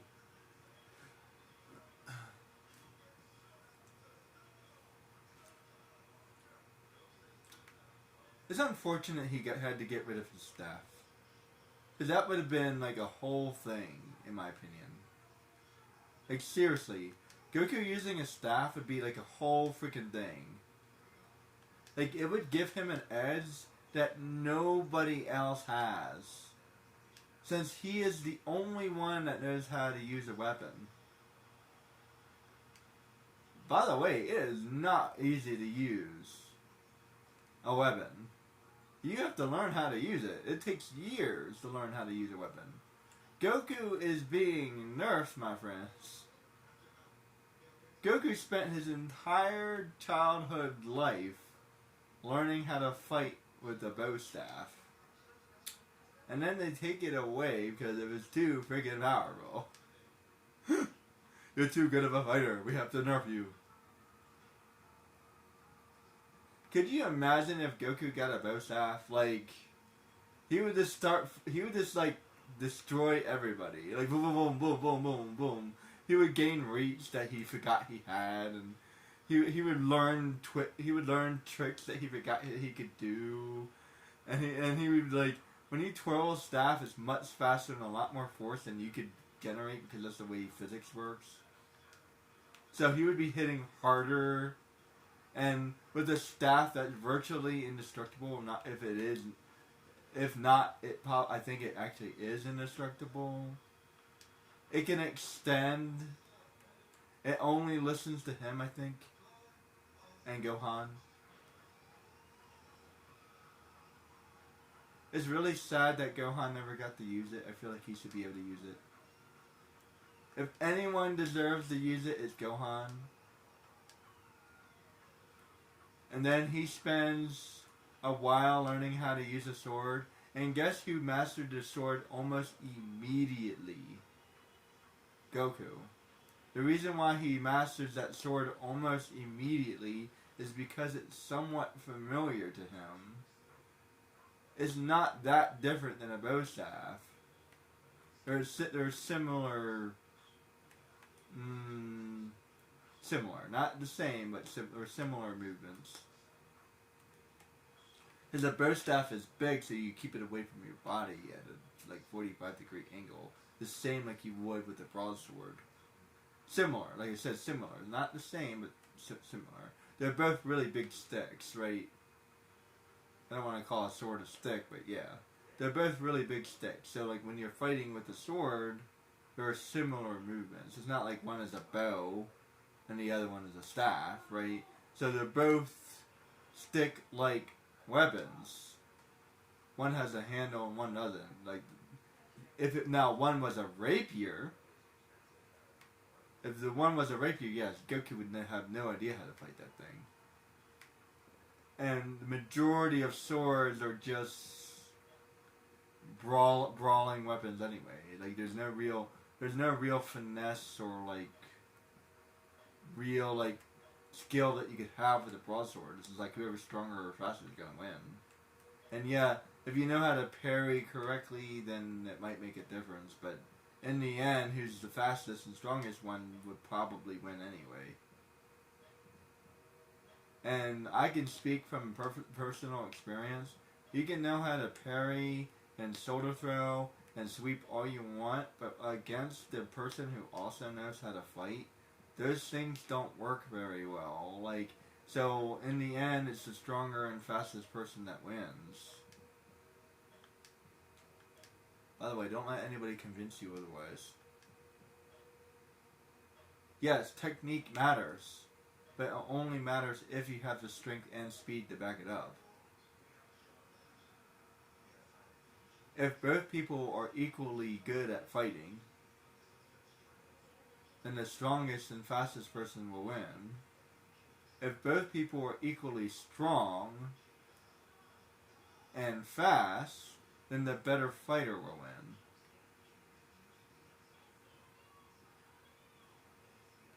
Not necessarily, but because there's other factors, but yeah. Yes, and keep in mind there's other factors. Psychology, a whole bunch of other stuff, but yeah. I saw something the other day that I couldn't help but agree with. It was pretty mind-blowing, actually. I spent 10 years learning not to fight. That's totally accurate. That's 100% accurate. No one ever taught me how to fight. They taught me how not to fight. That's correct. That is 100% accurate. But did anybody ever teach me how to fight? In a way. But not really. I would say the way that it's taught is defense. And if you have a good teacher, yeah, you learn a couple of attacks. And to quote Goku, whatever you're gonna learn how to do is some attacks. Well, you know how to fight. You learn how to fight by doing it. But I disagree. You can teach someone how to fight. For sure. 100%. I imagine that Gohan taught him how to fight, which is what the chicken rock, paper, scissors thing is about, but not to mention, if you don't understand that joke, then it's a reference from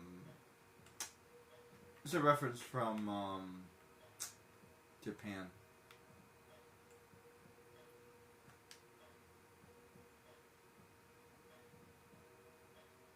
And then there's a hat that you put on your head, and I don't know if that's true, but it's in a lot of anime.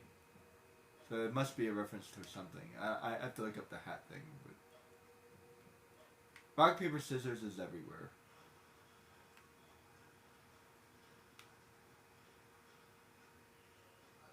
Gong sit po.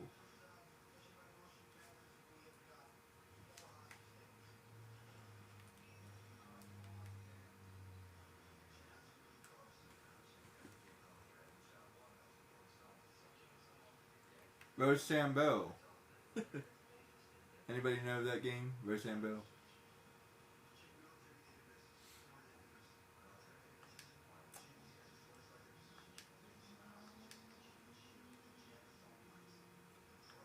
It's basically the same thing, but a little bit different.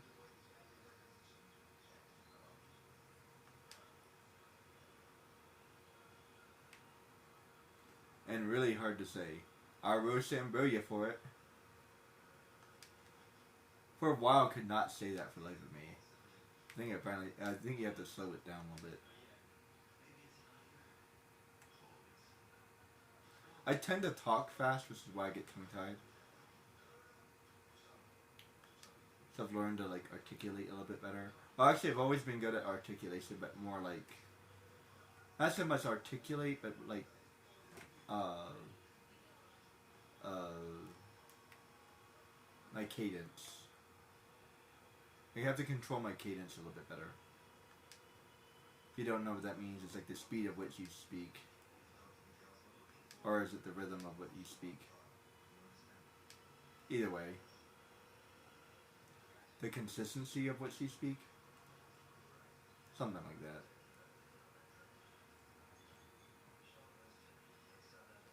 The best way to explain cadence is 1, 2, 1, 2, 3, 1, 2, 1, 2, 3. That's cadence.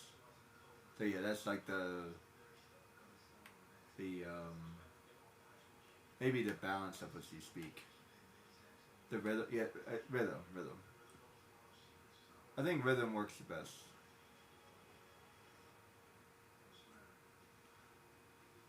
Sips in the floors and going.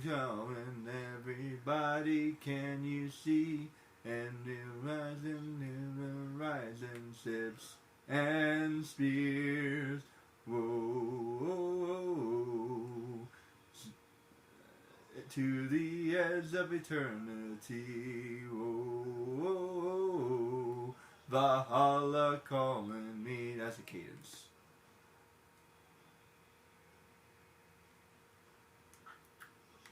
One, two, three. It's like the timing.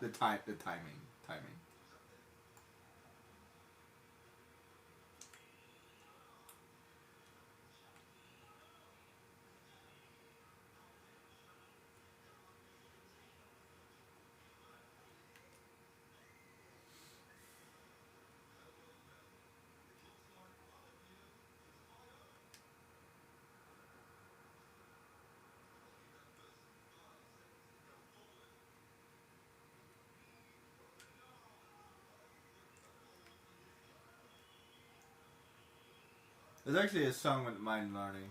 It's a cool song. I don't know if you've heard that song, but it's neat.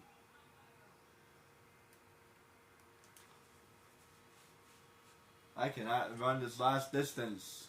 Rebel. Sips in the fjords and going to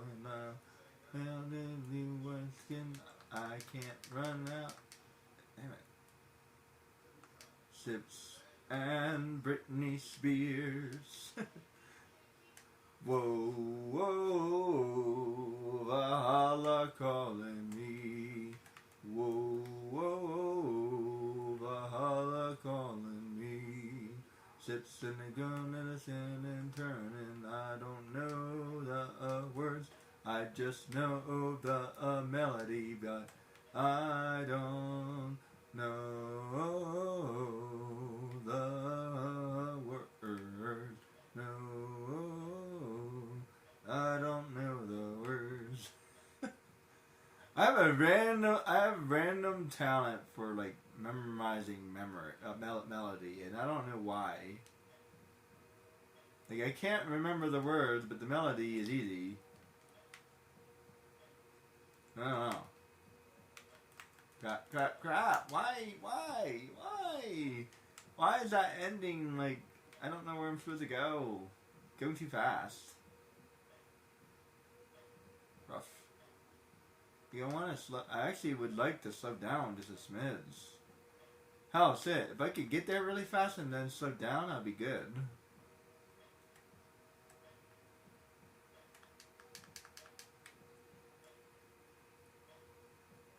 Actually, yeah, that would probably work. Because I've kind of gotten this part down, sort of.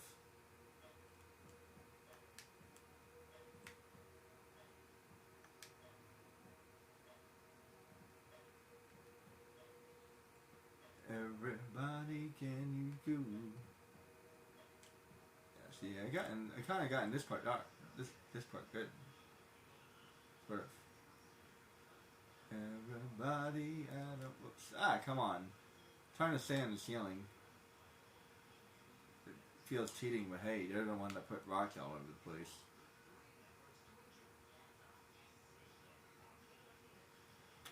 I would say that's mostly accurate. I'm a pretty experienced hiker, and yeah, that's pretty accurate. Although, with one thing, if this is an island and there's an island that they use all the time, there should be a more clear path. Like, have you ever been on a hiking trail? This would be a little bit more like, I don't know, a little bit of both. It feels mostly accurate, but I would also say that, like, I don't know, there are a whole bunch of things in your way when you're hiking. Although with that said, this path is surprisingly smooth, except for the random like stuff in the way, like see how there's like the rocks and you know what I mean. Like it is surprisingly smooth. If anything, it should be worse. Yeah. If anything, like have you ever walked on like a walkway that's like a whole bunch of rocks? And that'd be really hard to run on.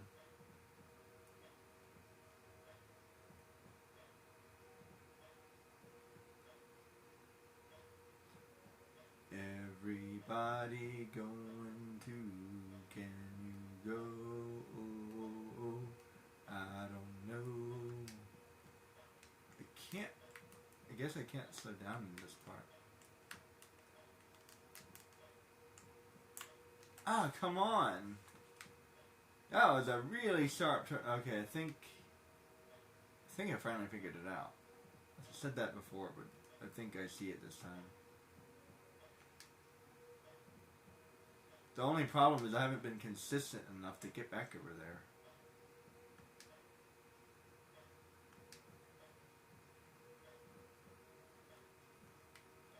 Usually once I like get to a certain part of a game, I can beat the rest of it no problem.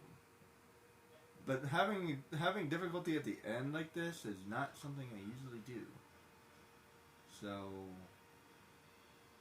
I'm glad that they put a checkpoint there. Ah, come on. Give me like 3 hits or something, jeez. I know I'm saying that pointlessly, but it makes me feel better. That's all that matters. I feel better.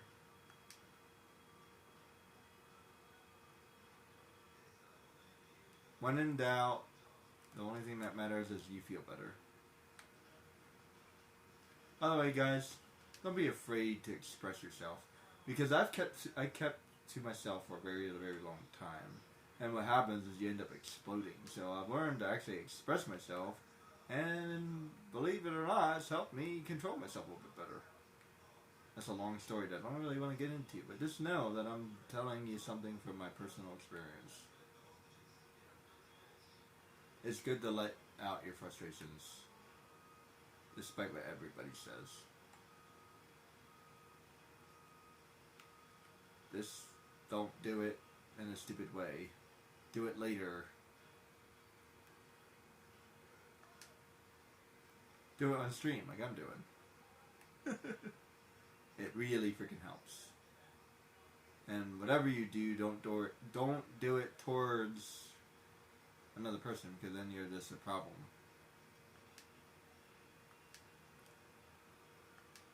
Try not to do it towards yourself either. I'm yelling at the game. I'm awesome. That's hard. That's easier said than done. We tend to be very self-critical. We need to also learn to be kind Damn. I feel like I was going too fast. Everybody go into. Everybody sees it's our destiny. I don't know if we. Oh, oh, oh, oh, oh, oh,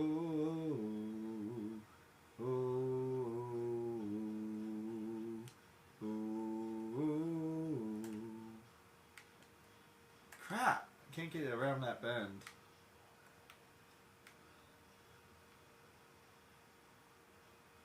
Ooh, oh, oh,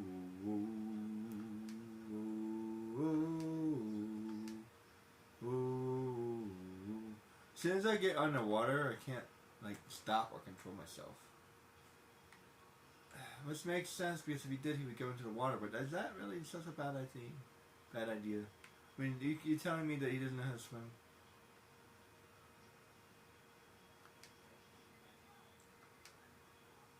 I imagine a person as being generally athletic, like he's fast, or do you imagine like his legs are super fast but he's not? 'Cause that's kind of dumb. Like I imagine like his entire self would be fast, like everything. Like he would even be able to punch fast.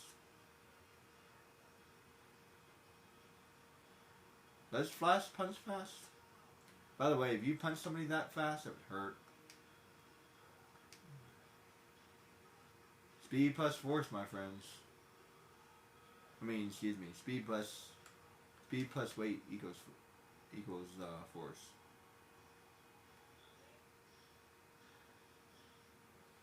He would probably kill somebody like a bullet.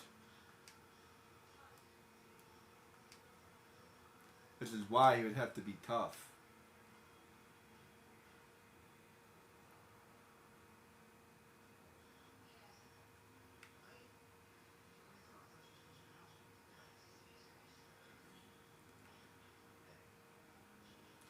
I mean, just imagine how much force he's generating just by going that fast. He's like a jet engine. He would have jet engines in his arms. Okay, left, wait, no, crap. Seriously, he would have like it'd be like being punched by like a jet engine, man. Explosive power. And by the way, what's his explosive power like? So speed is one thing, but what's his acceleration like?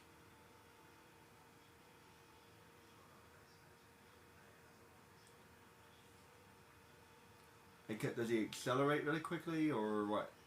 Like, let's talk about that. Does he have what do you call that?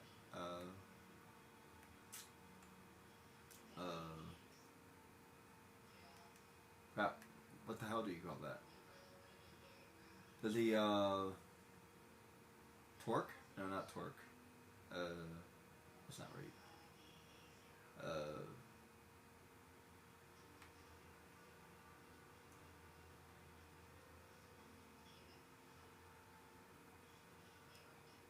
Oh wait, maybe it is torque.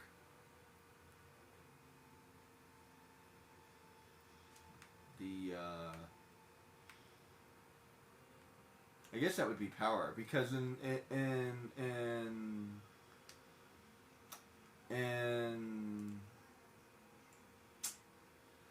Cars, Lightning McQueen has an extremely powerful engine, and one guy says a car would never be able to pull that thing. Oh, trust me, he has the power. Because he has a freaking ridiculously powerful horse engine in his car.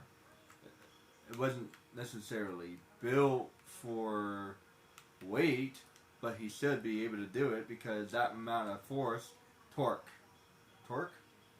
that amount of torque and force from an engine that powerful would be able to pull a heavy object.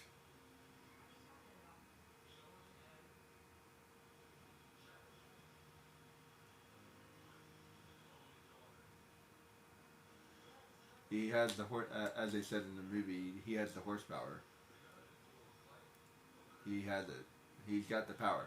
So yeah, like freaking Dash hits you, man, boom. Where'd you go? Dash killed you.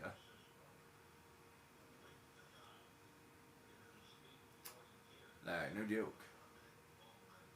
Physics.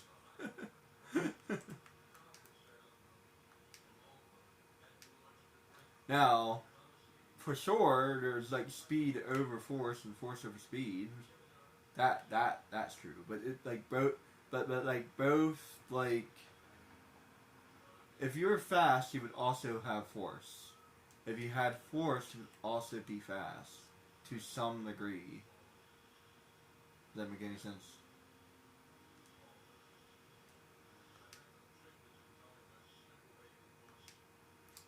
The same is true when swimming. Like, I'm not a particularly fast swimmer, but I'm a strong swimmer, so I can keep up with most swimmers. And I have a really large stroke.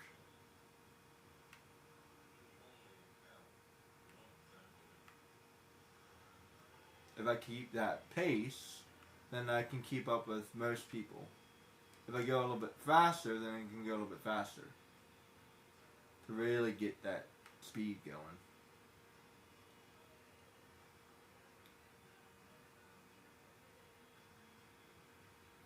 Speaking of which, I used to be a lifeguard. You have to be pretty fast to be a lifeguard, so I'm pretty fast. Not fast enough, but still pretty fast. But I've never been like a speed swimmer. You know what I mean? It's, in my experience, it's better to have power over speed. Unless you have to be truly fast. Alright, let's see. Come on. This last part is hell. On water. Get it?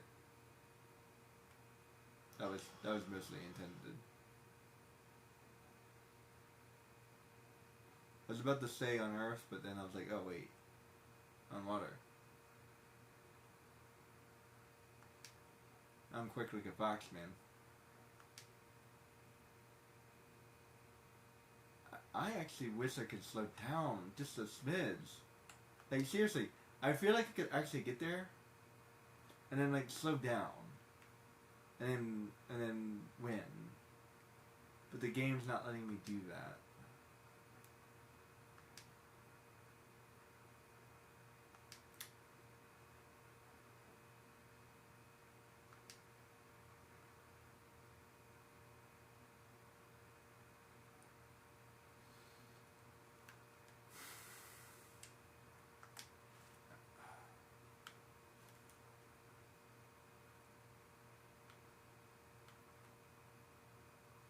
It's 7 freaking o'clock, guys.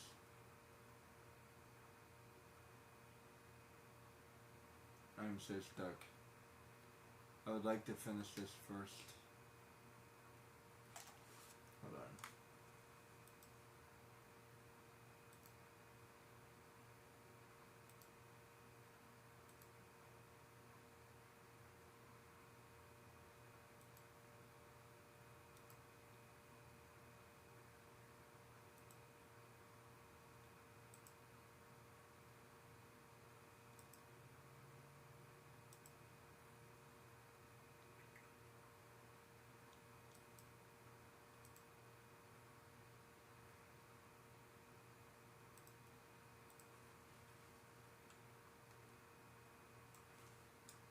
Bad time to pause it. Oh well. They're rough. Okay. The only good thing about a beta game is I only have to do this once. I'm loving this game, but this doesn't feel like a redoer. This would be like 50-50. But some of it's replayable for sure. As a matter of fact, it doesn't look like any of it's skippable. Actually, maybe. I might be... If I replayed it, I might be able to skip... If I replayed this exact place, because it looks like I could be able to do that. I could just skip all the dash missions. And if I really feel like torturing myself one day, then I can play through Dash again. Actually, it looks like I would be able to do that,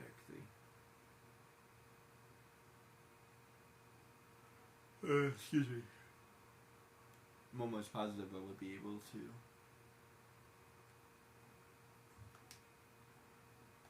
How do I stop myself from tripping? It's annoying that it's not reminding me. I remember there was a way, I just don't remember how. Whoops. Crap. Square?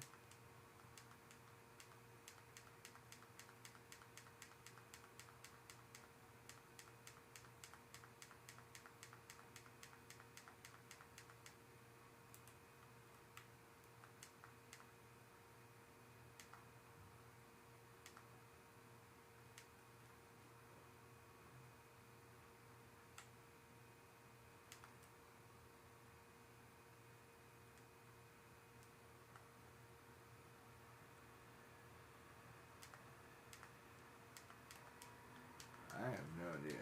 I feel like he doesn't have enough controls.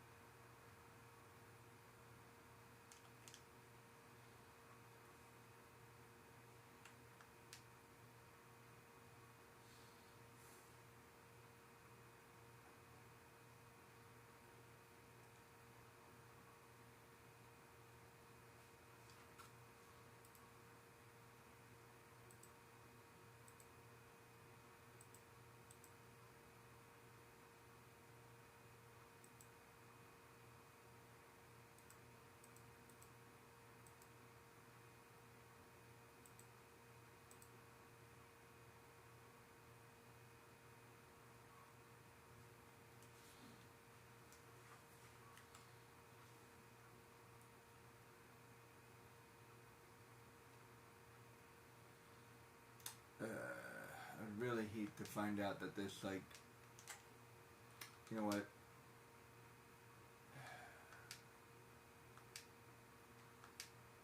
I hate to do this.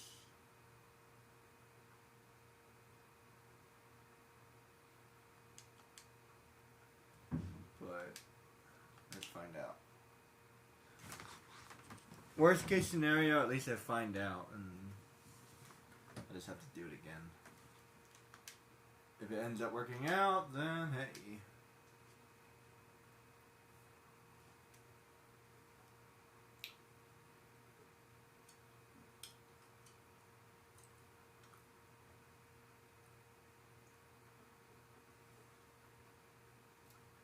Do I have to do all of it again, or what?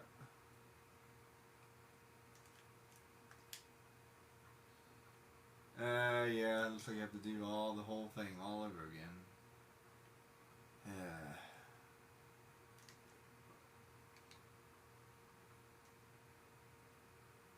Oh well. I don't feel like doing that right now. Another day, guys. Thanks for watching.